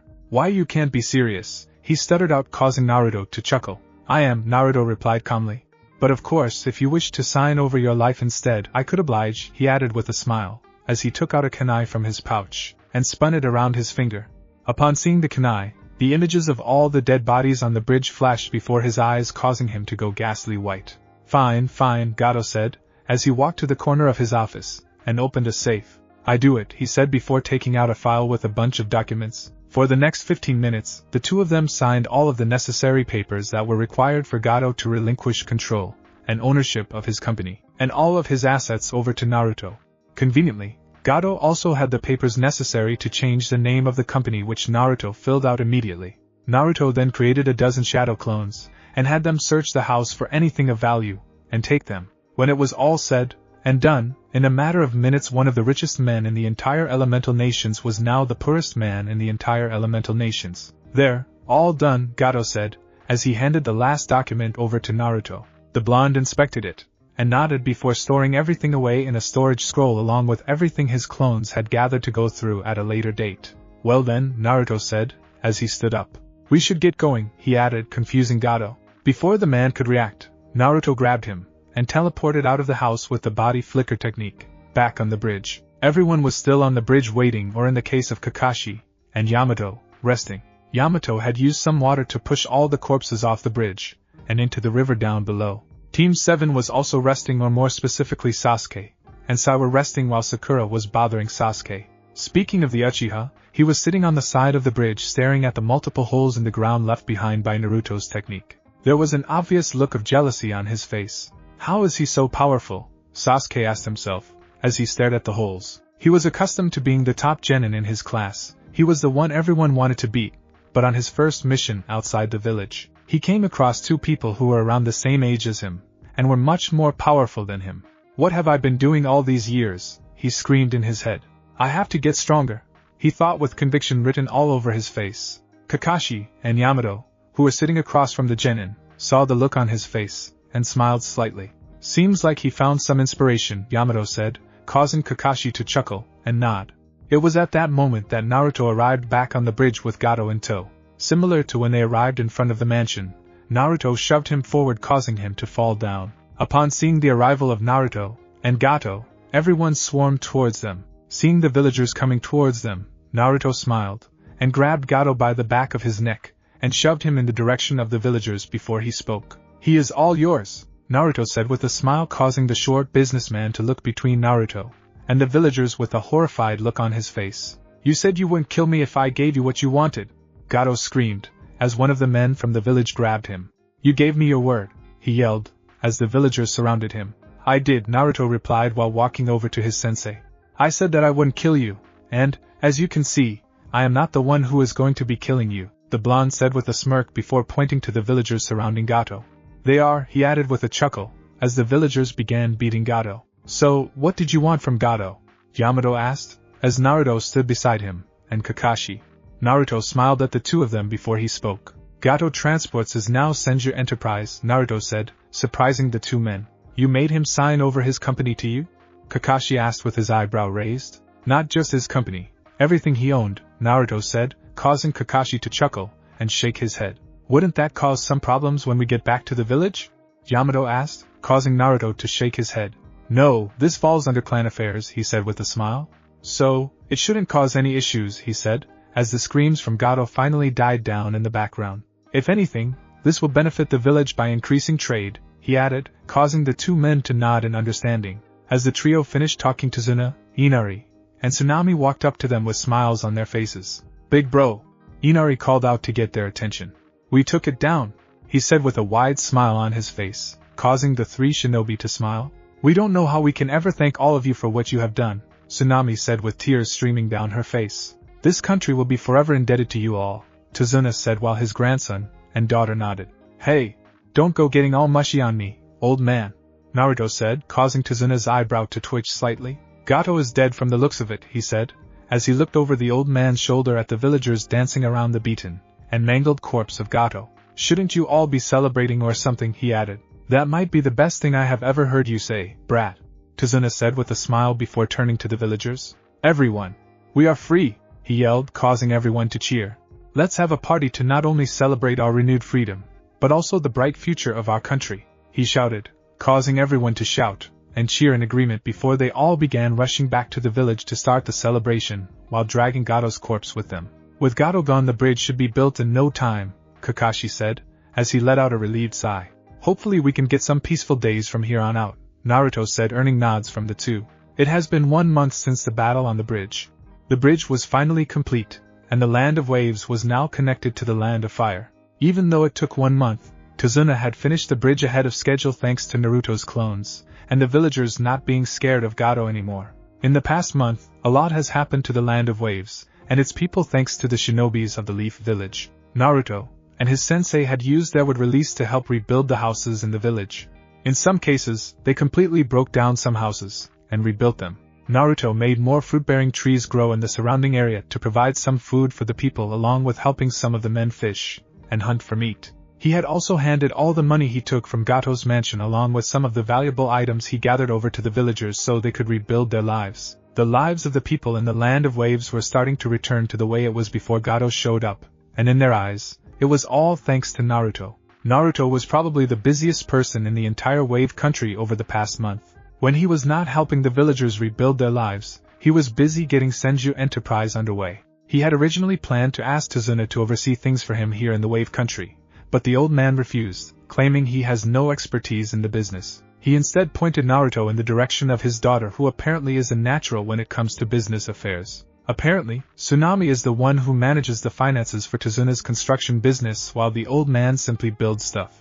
It took some convincing, but Naruto managed to get to agree to work for him after he told her that the Land of Waves would get 30% of the profit from transactions done there. In the past month, Naruto and Tsunade had gone through all of Gato's documents and records in order to figure out where all of his hubs were for trading and who his suppliers were. The first thing they did was send out messages to all the hubs that the company was now under new ownership. They made it clear to all the hubs that employees previously employed by Gato were welcome to stay on so long as they accepted to work for the new owner. Those that do not wish to recognize the change in ownership should consider themselves unemployed. Had shipping hubs in a lot of minor countries and hidden villages, along with having hubs in both the village hidden in the mist and the village hidden in the clouds. The majority of the hubs and suppliers responded back to Naruto, and Tsunade agreed to stay on, while the hub in the Cloud Village and a few other minor countries did not respond. Naruto told Tsunade to cast them aside and consider them not part of the company. The second thing they did was cut ties with a few suppliers who supplied Gato with his illegal goods like drugs. After a few weeks of getting everyone in line, Senju Enterprises began operations, much to Naruto's delight. Currently, Naruto and his sensei, along with Team 7, back on the soils of the Land of Fire in front of the entrance of the now completed bridge. There was a large crowd in front of them. All the villagers had come to see them off and to thank them once more. Tsunade and his family were all standing in the front of the crowd, smiling at the group of leaf shinobis. "We could have never finished the bridge with you," Tsunade said with a grateful smile on his face. "You all have gone above and beyond for us. Words cannot express how profoundly grateful we are to you all," he said, while his daughter and the villagers behind him all nod their heads in agreement. "Do be careful," Tsunade said with a warm smile on her face while holding a clipboard with some papers in her hands. "Thank you for your kind hospitality this past month," Kakashi said with a one-eyed smile. "Think nothing of it," Tsunade said while waving his hands. "You all are always welcome here anytime you wish," he added with a smile, causing a few of the villagers to shout in agreement. Now, don't go getting all mushy on us," Naruto said with a warm smile. "We'll come to visit again," he added. "You promise you will?" Inari said, as he began to cry slightly, causing Naruto to raise an eyebrow at him. Shaking his head slightly, Naruto walked up and bopped the little body on his head with his fist. "I have a business to run here." "Of course, I'm coming back, Naruto," as he hit the boy on the head. "Oh, you big meanie!" Inari yelled, as tears streamed out of his eyes, causing everyone to chuckle. Naruto shot his head before he turned to the Tsunade and spoke. "Take care of things here," he said with a smile. "I'll be in touch regularly," he added, causing her to smile and nod. "You got it, boss," he said, causing him to chuckle before turning to the old man. "Try not to be a pain in the ass for the Tsunade and the rest of the village," Naruto said in a teasing tone, causing Tsunade's eyebrow to twitch while the villagers burst out laughing. "Why, you damn brat!" Tsunade yelled while shaking his fist in the air. "Naruto, time to hit the road," Yamato called out from behind Naruto, causing the blonde to nod his head before waving goodbye to everyone. The group of leaf shinobis then began walking away from the bridge and villagers. "It is all thanks to that boy that we were able to finish the bridge," Tsunade said, as they all watched the group walking away. "It is thanks to him the wave country is back to its former glory," he added with a proud look on his face. "And with his company being here, the country to prosper even more than it did before," Tsunade added, causing everyone to nod. "With this bride and his company, the Land of Wave has an incredibly bright future," she added with a smile. "Speaking of the bridge, what are you going to name it now that it is completed, Tsunade?" one of the villagers asked. Tsunade did not even take a second to think about it before he responded. "The Great Naruto Bridge," he proclaimed proudly, as he stared at the fading images of the group walking away.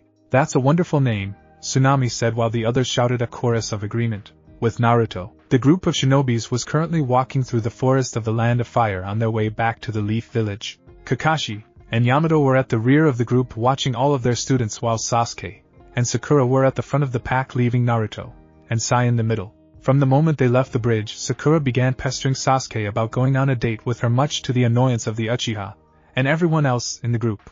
Naruto honestly did not understand why the girl was so obsessed with the Uchiha. The boy clearly had no interest in her, yet she continues to pursue him. Not wanting to listen to the pink-haired girl making a fool of herself, he decided to turn to the two senseis behind them and ask a question. "Can we pick up the pace, sensei?"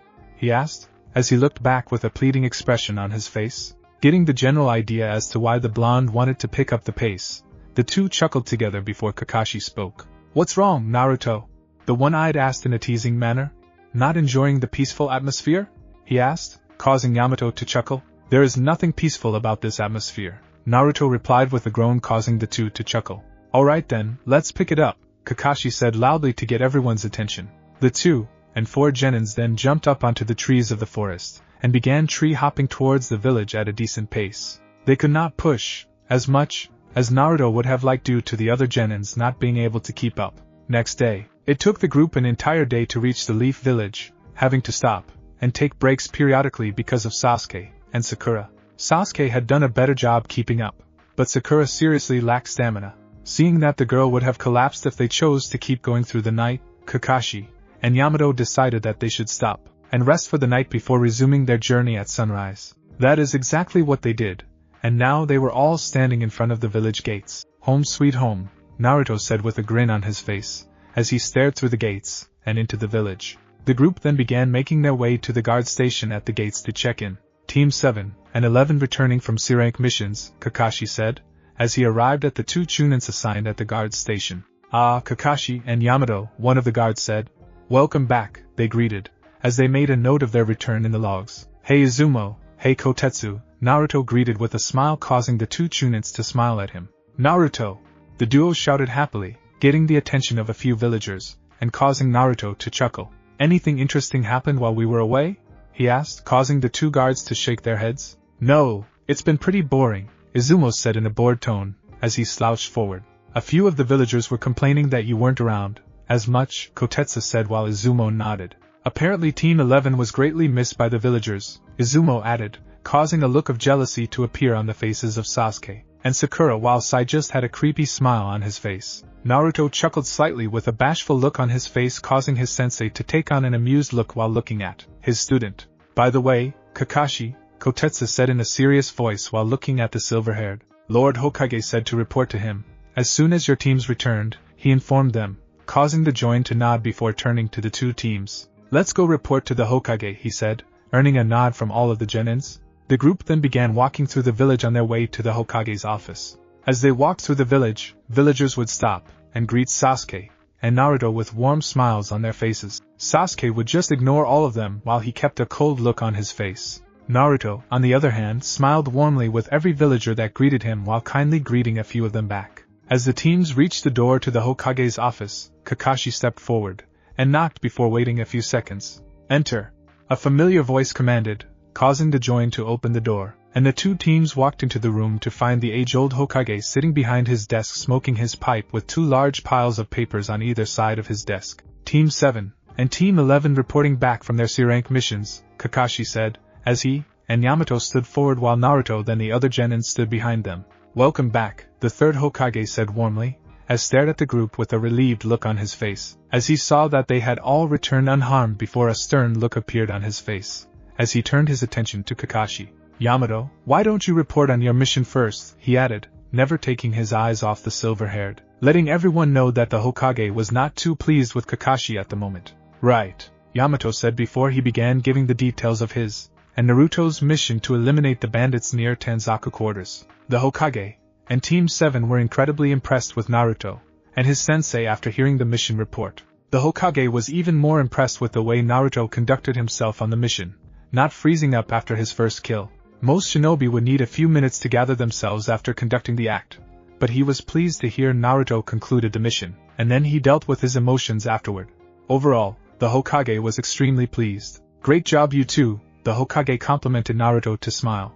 We also received reports from Tanzaka quarters of travelers no longer being harassed by bandits, so job well done, he said with a smile before reaching into his desk, and pulling out 2 storage scrolls, and handing them to Yamato and Naruto. Here is your payment for the mission, he said, as Naruto and Yamato stepped forwards, and called their respective scrolls. Thank you, Lord Hokage, the 2 said simultaneously with a bow, as they accepted the scrolls, causing the old man to smile at them before he turned to Kakashi with a serious look on his face. Now you, Kakashi, the 3rd Hokage commanded, raising his voice slightly. Kakashi chuckled nervously before he began to recount the details of their mission, starting with their encounter with the demon brothers, and his first fight with Zabuza to the battle on the bridge. To say that the 3rd Hokage was surprised to hear Naruto was one to deal the final blow to Zabuza would be an understatement. However, when he found out Naruto killed about 50 thugs that worked for Gato in an instant, he was even more shocked. As shocked as he was, however, he was equally impressed. Kakashi then detailed the aftermath of the fight, and the rebuilding of the Wave Country. It made the Hokage smile when he heard of Yamato and Naruto's efforts to help the people of the Wave Country. The kindness that Naruto showed reminded the 3rd Hokage of his sensei, the 1st Hokage. He is a lot like you, Lord Hashirama, the old man thought with a fond smile on his face, as he took a puff of his pipe. That was some excellent work from you all, he said, as he looked at the newly minted genin. This mission will go down in the official records as an A-rank mission. However, you all will only receive a C-rank mission payment due to the client only paying for such, he informed, causing everyone to nod their heads in understanding. I believe both teams earned some time off to relax, he added, causing everyone to smile. Team 7 you will get all of today, and tomorrow off, while Team 11 will get all of today, and the next 2 days off due to you completing back-to-back missions, the Hokage said, causing everyone to nod their heads once again. Thank you, Lord 3rd, the genin all said with a bow, causing the old man to chuckle. Okay, all of you are dismissed, he said, as he waved them off. Except you, Kakashi, he added sternly, as he was about to leave. Yamato and all of the genin then exited the Hokage's office. As the doors closed behind them, they could hear the Hokage yelling at Kakashi. Shaking his head at the plight his friend was in, he turned his student and spoke, as Team 7 went their separate ways. We'll meet at our regular training ground after 2 days at 6 a.m. sharp, he commanded, causing Naruto to nod in understanding. Enjoy your days off, he said before holding up a half-ram seal and disappearing in a puff of smoke. Naruto then held up a half-ram seal of his own and disappeared from the Hokage's building in a swirl of cherry blossom leaves. He reappeared in front of the gates of the Senju compound in a similar fashion to which he disappeared. Unlocking the security seal on the gate, he walked into the compound to see it was just the way he left it. Locking the gates behind him, he made his way to the main house and packed away his stuff. He placed his dirty clothes in the laundry basket before he made his way to the kitchen to see what he had to eat. Opening the fridge, he saw that a lot of the stuff that was there had gone bad, causing him to sigh. I'm going to have to do some grocery shopping, he said, as he closed the fridge and shook his head. He then walked to the hidden door leading to the vault and unlocked it for walking down the flight of stairs and unlocking the second door and walking into the vault filled with priceless scrolls and weapons. At the corner of the vault was a desk. Naruto walked up to the desk and sliced his wrist, unsealing the documents he got from Gato onto the desk. He then organized them the way he wanted before exiting the vault and resealing it as he left. Naruto then made his way to his bedroom where he stripped off all of his clothes and wrapped himself in a towel before making his way to the private hot spring located behind the main house. Under the Leaf Village. Deep under the Leaf Village, a frail old man with a cane in his left hand and bandages wrapped around the right side of his head, completely covering his right eye, was standing in front of a young shinobi who was kneeling in front of him. If Naruto were here, he would recognize this shinobi as Sai from Team 7. I have something to report on Naruto Senju, Lord Danzo, Sai said, as he looked at the old man now identified as Danzo with an impassive look on his face. Are the rumors true? Danzo asked, as he stared down at his subordinate. Yes, he possesses the wood-release bloodline of the first Hokage, Sai said in an emotionless tone. I witnessed it with my own eyes, he added, causing the old man to nod. How proficient is he in using it? Danzo asked the boy. He appears to be extremely proficient in using it, he said, causing the old man to grip his cane tightly. Hearing the reply, it was not the reply for which he was hoping. He was hoping Sai would tell him that the blonde was not that proficient with his bloodline, which would all offer to help the boy learn to use his bloodline, and in turn bring the boy over to his side.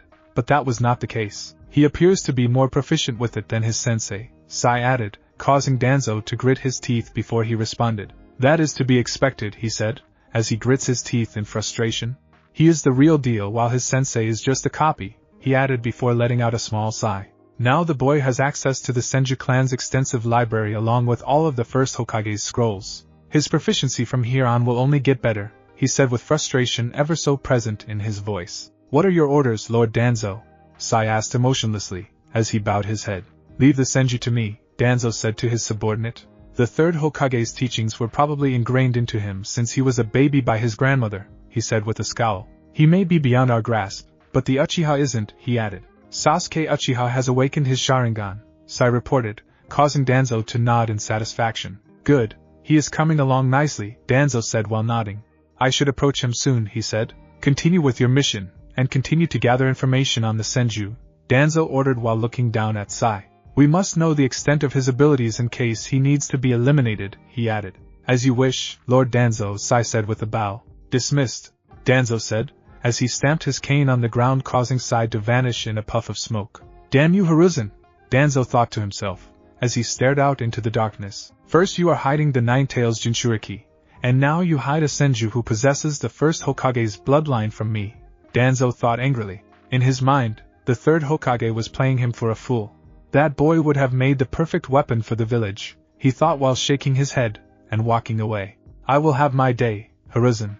I will have my day, he said, as he walked away into the darkness, with Naruto, dressed in long black pants, and a white t-shirt with the Senju clan symbol on the back. Naruto put on his sandals, and began making his way out of the house. After all the food in the fridge had gone bad, he decided he was going to eat out. Exiting the compound, and locking the gates, Naruto began strolling down the street. The sun had already set, and the stars were out. The street was illuminated by streetlights, and the Hidden Leaf's nightlife was in full swing. As he was walking, few people would recognize him, and greet him, to which he returned their greetings. After walking for about 15 minutes, Naruto came to a halt in front of a ramen shop with the Ichiraku ramen written on the front. Ramen, Naruto thought, as he smiled, and licked his lips before entering the ramen stand. Welcome, the old ramen chef said from behind the counter with a warm smile. What can I get for you? He asked, as Naruto sat down on one of the stools. One large bowl of miso ramen, Naruto said in an excited tone to the ramen chef. One large miso ramen coming right up, the ramen chef said before he turned, and looked further into the shop. I am. One large bowl of miso ramen, he shouted to someone in the back. Coming right up, Dad, a girl shouted back. 2 minutes later a large bowl of steaming hot ramen was in front of Naruto. Thanks for the food, Naruto shouted before he dug into his food. The moment the taste of ramen hit his palate his eyes went wide. Swallowing the mouthful of noodles, he turned to the ramen chef, and his daughter, and spoke with stars in his eyes. This is the best ramen I have ever eaten, he said with a jubilant look on his face. Glad you like it, young man, the old man said with a warm smile, while his daughter nodded. I'll have another bowl please, Naruto said while his mouth was filled with noodles. Chuckling at the blonde's enthusiasm, the ramen chef began preparing another bowl. At the end of it all, Naruto ate 5 bowls of ramen before finally stopping himself. His grandmother would probably kill him if she found out he ate any more. Paying the ramen chef, who he learned was named Tsuchi, he began making his way back home. Upon arriving back in the compound, Naruto went down to the basement where the library was located. Upon unlocking the seals he entered the large library which he previously had his clones read everything that was in there. But there was still some stuff that bothered him. Making 10 shadow clones, Naruto turned to them, and gave out orders. 5 of you go over there, and read those scrolls about my great-great-grandfathers would release once more. He ordered the first 5 clones before he turned to the second set. You 5 go find some books on advanced nature transformation techniques, he said, causing the clones to all nod, and begin moving their respective sections. The original Naruto then began walking through the library, getting a good look at everything for himself. When he got to the very end of the library, he saw a painting was hanging on the wall. This is an odd place for a painting, he thought to himself, as he examined the painting. It was a painting of a raging whirlpool. Naruto had to admit, it was well painted. It was probably in the library for a long time, but the colors were still vibrant and vivid. Looking closely at the painting he could see some runes written into the image, causing his eyebrows to raise. Well, this is interesting, he said to himself.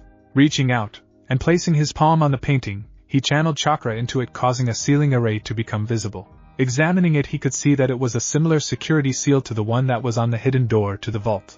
Evaluating his hypothesis, he bit his thumb, and smeared some blood over the seal before pulsing his chakra in a specific pattern. A second after that a larger sealing formula appeared before a wooden door revealed itself. Opening the door, and causing the lights to turn on automatically, Naruto saw an empty chamber with a stone slab in the center of the chamber. Narrowing his eyes, and stepping into the room, Naruto could see ceiling ruins, and kanji were written all along the floor, walls, and ceiling. All of them seemed to originate from or leading to the stone slab in the middle. Examining everything while moving closer to the stone, Naruto could not help but be impressed by everything. This is some advanced stuff, he thought while looking around. He understood some of what he was looking at, but there was still a lot that he did not fully understand. His knowledge of sealing he got from his godfather Jiraiya, who was a competent seals master, but was still very lacking, especially when compared to the 4th Hokage and the Uzumaki clan. From what I can make out, this seems to be the master sealing matrix for the security seals around the compound, Naruto noted, as he examined the seals further. It was an intricate and complex security seal made up of a combination of other seals that each serve a different function when it comes to the overall defense of the compound. There were blood seals to recognize Senju blood, but there was a separate seal spliced into the blood seal to allow non-Senju clan members to enter the compound by having their blood recorded into the seal. There were a few barrier seals linked to the blood seal that prevented anyone not part of the blood records from entering the compound. Not to mention the numerous lethal traps linked to each barrier seal designed to trigger if anyone tries to breach the compound or one of the barriers. Man, the Uzumaki clan sure were something, Naruto thought, as he continued to examine the seals. No doubt this was set by Grandma Mito, he thought, as he remembered hearing stories about the woman from his grandmother growing up. Hashirama Senju may have been feared as the god of shinobi, but his wife was a force to be reckoned with, especially when it came to. Smiling slightly to himself, Naruto bit his thumb once more, and smeared blood across the sealing formula before placing his right palm over it, and pulsing his chakra in a specific pattern. After finishing with the last pulse, the seals in the entire chamber lit up, illuminating the room even brighter. After 2 seconds of glowing, Naruto felt a stinging pain from his right palm which was resting on the stone, causing him to wince slightly. The pain did not last long. After 5 seconds it went away, causing Naruto to remove his palm from the stone, and look at it. When he looked down at the inside of his palm, he saw a smaller version of the sealing matrix in his palm, causing him to raise an eyebrow. Well, this is new, he said to himself, as he stared at the small seal in his palm. As he was staring at it, the seal began to fade away, as though it was being absorbed into his skin. After the seal vanished from his palm, his eyes widened in slight shock. This as he trailed off, as he felt control over the security seal around the entire compound. Master control of the security seal, he said with a smile, as he realized that he no longer had to lock and lock the seals on the gate every time he left the compound. Now all he needs to do is lock it, and he should be able to exit and enter without any risk. Smiling to himself, Naruto exited the chamber and resealed the door before making his way out of the library, leaving his lions in there to continue their research. He then made his way to his bedroom in order to get some sleep. Next day, it was around 7 in the morning. The sun was already up in the sky above the Hidden Leaf village. Standing in the kitchen of the main house of the Senju compound was Naruto, dressed in long black cargo pants and a black long-sleeved muscle t-shirt that clung to his body, showing off his well-toned muscles. He was drinking a cup of coffee, staring out into the backyard, planning his day, and mulling over the information the clones gathered in the library last night. Thanks to him having 2 days off, he figured he should get some training done along with cleaning up the compound a bit. Finishing his coffee, Naruto exited the main house and stood in the main courtyard of the compound. Snapping his fingers, he caused a single shadow clone to appear in front of him. I need you to go buy groceries and restock the kitchen, he said, as he reached into his pocket and tossed his frog-shaped wallet to the clone. You got it, boss, the clone said, as it caught the wallet before disappearing in a swirl of cherry blossom leaves. Naruto then made the clone hand seal before he spoke. Shadow clone jutsu, he shouted, causing a large puff of smoke to appear in front of him. When the smoke cleared, 50 identical copies of Naruto were all standing there staring at the original. Flicking his wrist, Naruto activated the storage seal on his wrist, unsealing a medium-sized storage scroll. He then tossed the scroll into the air before holding up a half-rammed seal, causing a puff of smoke to surround the scroll before 50 smaller scrolls rained down from the sky into the hands of each of the clones. Inside each of those scrolls are brushes with ink and sealing papers, he said impassively, as he watched every clone catch a scroll. I want you all to practice some of the sealing techniques the other clones learned from the library, he commanded before pointing to one of the empty houses in the compound, and speaking again. Use one of those houses to work if you want, he added. Sure thing, boss, the 50 clones said simultaneously before making their way to unoccupied houses. As that set of clones went out to do their jobs, Naruto once again held up the clone hand seal before shouting once more. Multi-shadow clone jutsu, he yelled, as he put a bit more chakra into this one. There was a large puff of smoke in front of Naruto, far larger than the one previously. As the cloud of smoke disappeared, a large group of about 150 clones stood in front of the original Naruto.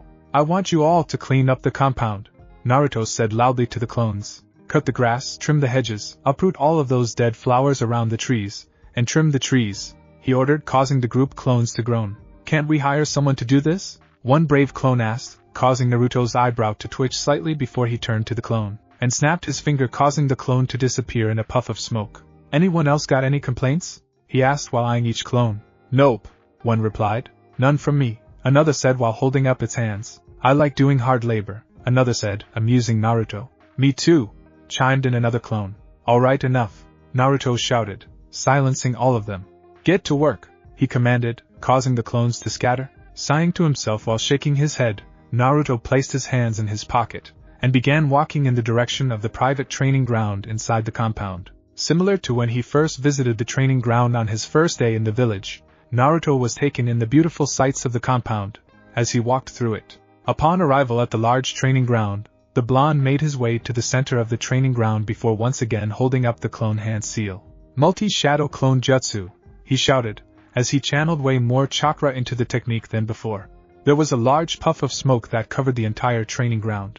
When the cloud of smoke vanished, the entire training ground was filled with identical copies of Naruto. There had to be over 2,000 shadow clones in the training ground, all standing there looking at the original Naruto standing in the center. Listen up, Naruto shouted loudly, getting all of the clones' attention. I want you all to create a wooden pillar in front of you, he shouted, causing the clones to do as they were told. It did not take 5 seconds before the entire training ground was filled with over 2,000 wooden pillars about 10 feet tall and 2 feet wide. Our main goal over these next 2 days is to increase our affinity to both water and earth chakra natures, he shouted, as he walked between a few clones and pillars. By the end of these 2 days, our control over the water and earth chakra natures should be equal to or greater than our control over the wind nature. Are we clear? He shouted / asked. Yes, boss. 2,000 clones shouted back, causing Naruto to smile. Alright then, he said with a smirk. Half of you focus on water, while the other half focus on earth, he said, as he made his way to one of the corners of the training ground. Each of the clones then placed their hands on their respected wooden pillar, and began using their chakra to either try and soak the entire wood pillar or turn the pillar to dirt. As the clones were working, and Naruto was weaving through each of them, they all suddenly stopped, as the memory from one of the clones cleaning the compound registered in their heads. A few moments earlier in front of the gates of the Senju compound, a single shinobi wearing an animal-style porcelain mask that resembled an eagle landed in front of the open gates, and tried to walk into the compound. As he was about to enter the compound, the Umbu operative walked right into what would appear to be an invisible wall. What the? The eagle-masked Umbu said / asked in confusion before walking back up, and reaching out with his hand touching the invisible barrier. A barrier of some kind, he noted in fascination. Something I can help you with? Came a voice from the other side of the barrier, knocking the Umbu out of his thoughts. Lord Senju, Umbu said in surprise as he saw Naruto standing in front of him on the other side of the barrier holding some withered up flowers in his hands. Lord Hokage has summoned the council.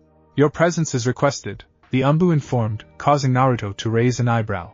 Well, I am just a shadow clone, the Naruto in front of Umbu said, surprising the man. I'll let the boss know though, he said before dispelling himself, and dropping all of the dried-up flowers before the eagle Umbu could say anything else. With Naruto present time, after receiving the clone's memory, Naruto sighed to himself, as he turned to the large group of shadow clones in the training ground, and saw all of them looking at him. You all continue with what you are doing. I'll go to the council meeting, he said, causing all of them to nod their head, and return to their training. Naruto then held up a half-ram seal, and disappeared in a swirl of cherry blossom leaves only to appear at the front gates in a similar fashion, surprising the Umbu operative. Where is the council chamber? He asked, as he appeared. Without missing a beat, the Umbu agent replied. It is located in the basement of the Hokage's office, the eagle-masked Umbu replied. The session starts in 10 minutes, he added before disappearing in a swirl of leaves. Naruto utilized the body flicker technique once more to vanish from in front of the compound to in front of the building where the Hokage's office was in. Putting an impassive expression on his face, Naruto entered the building, only giving a slight nod to people who greeted him along the way. As he entered the building, he stood in the main lobby, and looked around trying to find a stairway or something that leads to the basement. As he was standing in the lobby looking around, the same eagle-masked Umbu agent landed on the ground beside him. "Lord Senju," the Umbu said from beside Naruto. "This way please," he said before he started walking towards a door located to the eastern side of the lobby. Following the Umbu agent, they walked through the door, and down a flight of stairs into the basement of the building. The eagle-masked Umbu then led Naruto in front of two large beautifully designed double doors, and spoke. "This is the council chambers," he said in an impassive voice. "Everyone is already inside," he added. "Thank you, Eagle," Naruto said, as he turned to the two double doors. The Umbu agent nodded before disappearing from beside Naruto. Taking a deep breath, Naruto pushed open both doors, and stepped into the council chambers. As he stepped into the chambers, he saw there were 3 long conference tables arranged in a U shape with 2 of them laying vertically on either side of the chamber while one lay horizontal at the head of the other 2. There was a sizable gap between the 2 vertical tables where someone who is called before the council would stand. Seated at the table on the left were the Shinobi Council, most of whom were clan heads like Naruto, while on the table to the right sat the members of the Civilian Council. They were mostly rich merchants and business owners in the Leaf Village. Sitting at the horizontal table which connected the other 2 by himself was the Hokage. He was sitting in the center of the table in a large throne-like chair with a large red banner hanging from the wall directly behind him with the kanji for fire written on it. Behind the Hokage, sitting on either side of him, were his 2 advisors who also happened to be his former teammates. They were sitting in front of 2 smaller desks not that far from the Hokage. "Welcome, Naruto," the Hokage greeted warmly while making his pipe, knocking the blonde out of his examination. "I hope I'm not late," Naruto said after seeing he was clearly the last to arrive. "Not at all, my boy," the Hokage said with a wave of his hand. "You still have a few minutes to spare," he added, causing Naruto to nod his head before he started walking towards the shinobi side of the council, surprising the civilians along with the clan heads. The third Hokage just looked out with an amused expression on his face, not saying anything. As Naruto walked around the table, he observed everyone, and everything, and made mental notes in his head. The first thing he noticed was that behind the headrest of every chair was the crest for which clan they belonged to. Along with having their clan's crest engraved into the wood of their seat, they each had a metal nameplate directly in front of them on the desk with their names on it. The first person Naruto came upon was sitting at the very last seat at the table. It was someone he was somewhat similar with, and that was the jonin sensei of Team 10, Asuma Saratobi. Due to his father being Hokage, he had to take up the seat on the council. Naruto smiled slightly, and nodded in the direction of the jonin sensei of Team 10, to which he responded with a nod of his own. The immediate seat to the left of Asuma sat the only female member of the Shinobi Council, Tsuminazuka. She was the head of the Inuzuka clan. The Inuzuka clan were most famous for their use of ninja hounds as fighting companions, and are easily identified by the distinctive red fang markings on their cheeks. Similar to how he greeted Asuma, Naruto gave a slight nod in the direction of the woman, to which she grinned back at him. Sitting next to Tsum was the head of the Aburame clan, Shibi Aburame. The Aburame clan was all famous for having insects residing inside of their bodies. The thing that Naruto found absolutely fascinating about the Aburame clan was the variety of ways the clan has found to utilize the insects in combat. The insects can be poisonous, used as trackers, they can consume your enemy's chakra, or even infest your enemy's body to kill them. The versatility of the insects was absolutely fascinating to Naruto.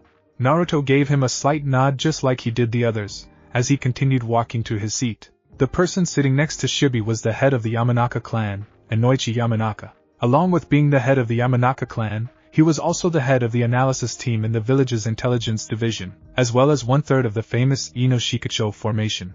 Naruto had heard that his family had a flower shop in the village. Maybe I should check out their shop to find some flowers to plant around the compound, he thought, as he nodded, and walked by the man. The next person he came across was another member of the Ino Shikacho formation. It was the head of the Akimichi clan, Choza Akimichi. The Akimichi clan were famous for using techniques that revolve around the manipulation of their body weight and size through the use of yang release. Naruto had heard from his grandmother that it was an absolute taboo to call a member of the Akimichi clan fat. According to her, it is considered a death sentence. Similar to other clan heads he walked past, Naruto nodded, and smiled at the man, to which he returned the gesture. Sitting next to Choza was a man who, simply judging from his appearance alone, Naruto could tell who he was, and which clan he was the head of. That man was Heishi Hyuga, the current head of the Hyuga clan. There was no mistaking the appearance of a member of the Hyuga clan. They all had long black hair, and pale white eyes, along with always having an arrogant, conceited look on their faces. The Hyuga clan members were similar to the Uchiha. They all thought they were better than the rest because of their eyes. Looking at the man, Naruto could see the head of the Hyuga clan looked back at him with an impassive look on his face before he simply closed his eyes and turned away, as if Naruto were not worth his time. The blonde-haired Senju simply kept an impassive look on his face, and walked past the chair of the arrogant man without even bothering to acknowledge him. To the left of Hayashi was a man laying head down on the table with his eyes closed, as though he was sleeping, which caused Naruto to raise an eyebrow. That man was none other than the final member of the Ino Shikacho formation, Shikaku Nara, the head of the Nara clan, and the jonin commander of the Hidden Leaf village. His position, as the jonin commander, was why he was seated this far up the table. Sensing Naruto was walking past him, Shikaku opened one of his eyes, and stared at the blonde for a few seconds before closing it back, and muttering under his breath. Troublesome, he muttered, causing Naruto to chuckle slightly, as he walked past. Next to Shikaku was an empty chair with the symbol of the Uchiha clan on the back. There was no sitting head of the clan due to the fact that the only living members of the clan were Sasuke and his brother Itachi, and only one of them was still loyal to the leaf. Sasuke did not have the advantage that Naruto had by having his grandmother appoint him acting head of the clan. Before the massacre, the person next in line for the position of clan head was Itachi, but he was now a missing ninja, and Sasuke is forced to wait until he becomes a. Sighing to himself while shaking his head, Naruto walked past the empty chair to the next seat, which was the seat of the Senju clan.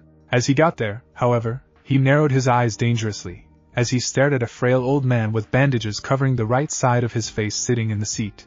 "Excuse me, but I do believe you are in my seat," Naruto said in a cold voice, as he stared down at the old man. "Unless there is another Senju in the village I am unaware of," he added. The room was dead silent. No one uttered a word. They all simply watched on to see how the situation would play out. "I am the proxy in the council for the Senju clan," the old man replied proudly. "I don't recall my grandmother mentioning anything about her appointing a proxy to vote on behalf of the clan," Naruto stated, as he continued to stare at the man who had yet to even look in his direction. "Tobirama Senju was my teacher, and besides, the council is no place for a brat like you," the man said in a slightly irritated tone. "I could care less as to who your teacher was," Naruto stated in a cold voice, as he was starting to get angry. "You do not have Senju blood flowing through your veins, so you hold no authority to vote on behalf of the Senju clan," he told the old man. "So, I am going to have to ask you to vacate the seat," he said in an unfriendly tone. "And if I refuse to get up?" the old man asked, as he turned and looked at Naruto with one eye, causing the blonde to narrow his eyes before he spoke in a threatening tone.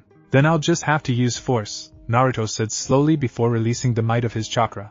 Dense chakra exploded from Naruto, causing the ground beneath his feet to break under the pressure, and the cracks to form on the four walls of the council chambers. The chakra was so dense that it became visible in a green outline around Naruto, causing everyone's eyes in the room to be as wide as dinner plates. The shockwave from Naruto releasing his chakra knocked all the civilians off their chairs while causing the clan heads to sweat slightly. Shikaku Nara was now wide awake. Staring at Naruto was a shocked expression on his face, which was mirrored by all the other clan heads. Even the Hokage was surprised by Naruto's power. He had known the blonde was powerful, but he had no idea he was already this powerful. "His chakra is so dense," the clan heads all thought, as they were slightly struggling under the pressure Naruto was exerting. The Hokage, his two advisors, and the old man currently sitting in the Senju clan seat all had different thoughts, however. "It's like Lord Hashirama's chakra," they all thought, as the strong dense chakra reminded them of the first Hokage. While everyone was having their own thoughts, Naruto continued to stare at the old man before taking one step in his direction. As his foot made that one step, even more chakra exploded out from Naruto, surprising everyone once more. The old man widened his eyes slightly before a tremendous amount of pain struck his right arm, which was hidden away in his robe. The old man screamed while clutching his right arm, causing Naruto to raise an eyebrow in confusion for a split second. Before anyone could question what was happening to the old man, two Umbu agents wearing coats dropped down behind Naruto with their swords drawn, and stabbed it through Naruto's chest, causing all the clan heads to spring to their feet along with the Hokage. Looking down at his chest, and seeing two short swords sticking out of him, Naruto kept an impassive look on his face before slowly turning his head to the side, and staring at his two attackers with a cold expression on his face. "It takes more than that to kill me," he said calmly, surprising the two Umbu members. Before they could react, Naruto spun around, and grabbed both of their heads in each of his hands. With a tight grip on both of their heads, Naruto slammed both of their heads into the wall behind them with such force it shook the entire building, and crushed the two Umbu's heads in the process to the point where blood and brain matter splattered on the wall, killing them. The two now headless corpses dropped to the ground before Naruto removed his bloodied hand from the wall, and turned back around to face everyone. He then reached up behind him with both hands, and grabbed the 2 swords which were still stuck in his chest, and pulled them out before dropping them beside the 2 corpses. Everyone's eyes widened at how nonchalant Naruto was about what should be a fatal wound. Through the rips in his shirt, everyone could see the wounds healing themselves at a rapid pace, surprising them even more. "I am not going to tell you to get up again, old man," Naruto said dangerously, as he began walking in the direction of the old man with his chakra still flaring. The old man stared at Naruto with one eye while clutching his right hand in pain. "I did not think he was this powerful," the old man thought, as he tried to battle through the pain. "Danzo, Naruto was appointed acting head of the Senju clan by Tsunade until she returns," the Hokage said, deciding to speak up before things get more out of hand. At first, he had thought this would all be very amusing to see how Naruto handles Danzo, but he never imagined it would turn out like this. Growling to himself, the old man now named Danzo got up, and walked over in the direction of the 2 elders. "And you, and I are going to have words about that little organization that you were supposed to disband," the Hokage added strongly. Naruto then got his chakra under control, and the once unimaginable pressure vanished from the room, causing everyone to relax. As his chakra was back under control, Naruto noticed the pain in Danzo's right arm seemed to vanish, as well. Interesting, he thought, as he stared at the now pain-free old man before making him over, and sitting down at the council table in the seat for the Senju clan. "Umbu, get rid of those bodies," the Hokage ordered before sitting back down, as 2 Umbu agents dropped down, and took the bodies away. Everyone in the council soon retook their seats, and stared at Naruto in awe. "How are you not dead?" One civilian council member blurted out the question that was on everyone's mind. "According to my grandmother, her grandfather possessed a considerable regenerative ability that rivaled if not surpassed those of," he said, as he looked at the 2 rips in his shirts. "I seem to also have this ability," he added with a grin, surprising the Hokage, and his advisors along with everyone else inside the council. "Ah man, I really like this shirt," Naruto complained, as he rubbed his fingers across the 2 rips. "I like this kid," Sim suddenly said while laughing. "He's going to make these meetings fun," she added, causing Naruto to grin, and give her 2 thumbs up before replying. "You can count on me," he said with a wide grin. "Troublesome," Shikaku said before laying his head back down on the desk. "Let's get this meeting started," the Hokage said with a sigh before taking a long drag from his pipe, and blew out a large billow of smoke before he reached into his robe, and pulled out a small storage scroll, and tossed it up into the air before activating the storage seal, causing a puff of smoke to surround the scroll before a set of papers fell down in front of each council members. Everyone then sat at attention with a serious look on their faces, as they looked through the papers, except for Shikaku, who still had his head on the desk. "You are the one who summoned the council, Lord Hokage," the head of the civilian council said. The head of the civilian side of the council was a woman named Mabuki Haruno. Along with being the head of the civilian council, she is Sakura's mother. She got to her position on the council due to her, and her husband owning a few buildings in the commercial district, which they rent out to business owners. "What was the reason for today's summons?" she asked respectfully. "Well, in about 5 months' time the Chunin exams will be held here in the Hidden Leaf Village," the 3rd Hokage informed, causing the civilian side of the council to perk up a bit. "So, we need to start making preparations," he added. "The Chunin exams are always great for business," a merchant from the civilian side said while the other nodded in agreement. "Have you decided who the head proctors are going to be?" Inoichi asked, as he turned and looked at the Hokage. "No, not as yet," the old man said before turning his attention to Shikaku. "Shikaku, and I will meet later, and decide on that," he said, causing the Nara clan head to groan. Inoichi started making preparations in the barrier and sensory division to handle the heavy influx of people, the Hokage said, as he turned to the Yamanaka clan's head. "Yes, Lord Third," the blonde-haired man replied with a nod. "Is the arena in order?" Choza asked, as he read the papers. "Some minor repairs need to be made to some seats and rails, but nothing major," one of the Hokage's advisors said from behind the Hokage. "What is the maximum capacity of spectators the arena can hold?" Naruto suddenly asked while reading the papers. 25,000, replied the old woman sitting behind the Hokage. "Why?" she asked. "You are going to need more seats," Naruto stated, puzzling everyone. "Why is that, Lord Senju?" a civilian asked, causing Naruto to look up from the papers. "Well, this year the last Uchiha will be competing. A lot of people are going to come to see that," he said, causing everyone to nod, understanding his logic. "But also, by that time, the news would have reached all the other villages if it was not already that a Senju possessing the first Hokage's bloodline appeared in the Leaf Village, and will be competing in this year's Chunin exams," he added with a smirk. "People are going to come from far and wide to see that," he said with a chuckle, causing everyone to realize why he suggested the need for more seats. He is right, Shikako said in a lethargic tone, as he raised his head up.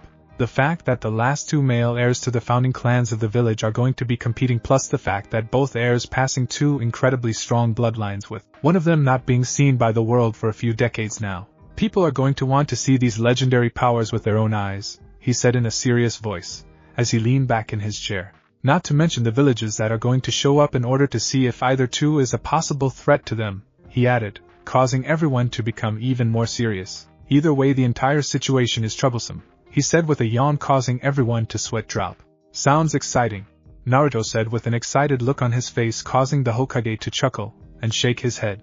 Even if we decide to increase the spectator capacity of the arena, will it be done in time for the exams? Sam asked a valid question, causing everyone to ponder upon it. I would say so, Naruto said with a thoughtful expression on his face. If we hire the bridge builder Tsunade from the Land of Waves, he could possibly do it, he suggested. In 5 months' time?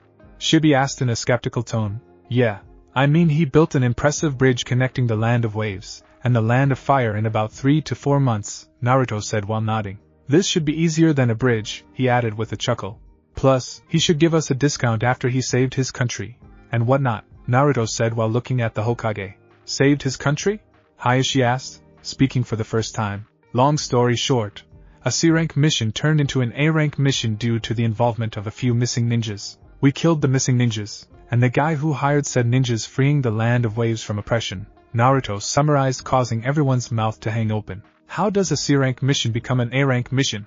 Choza asked with a bewildered expression on his face. What kind of twisted luck is that?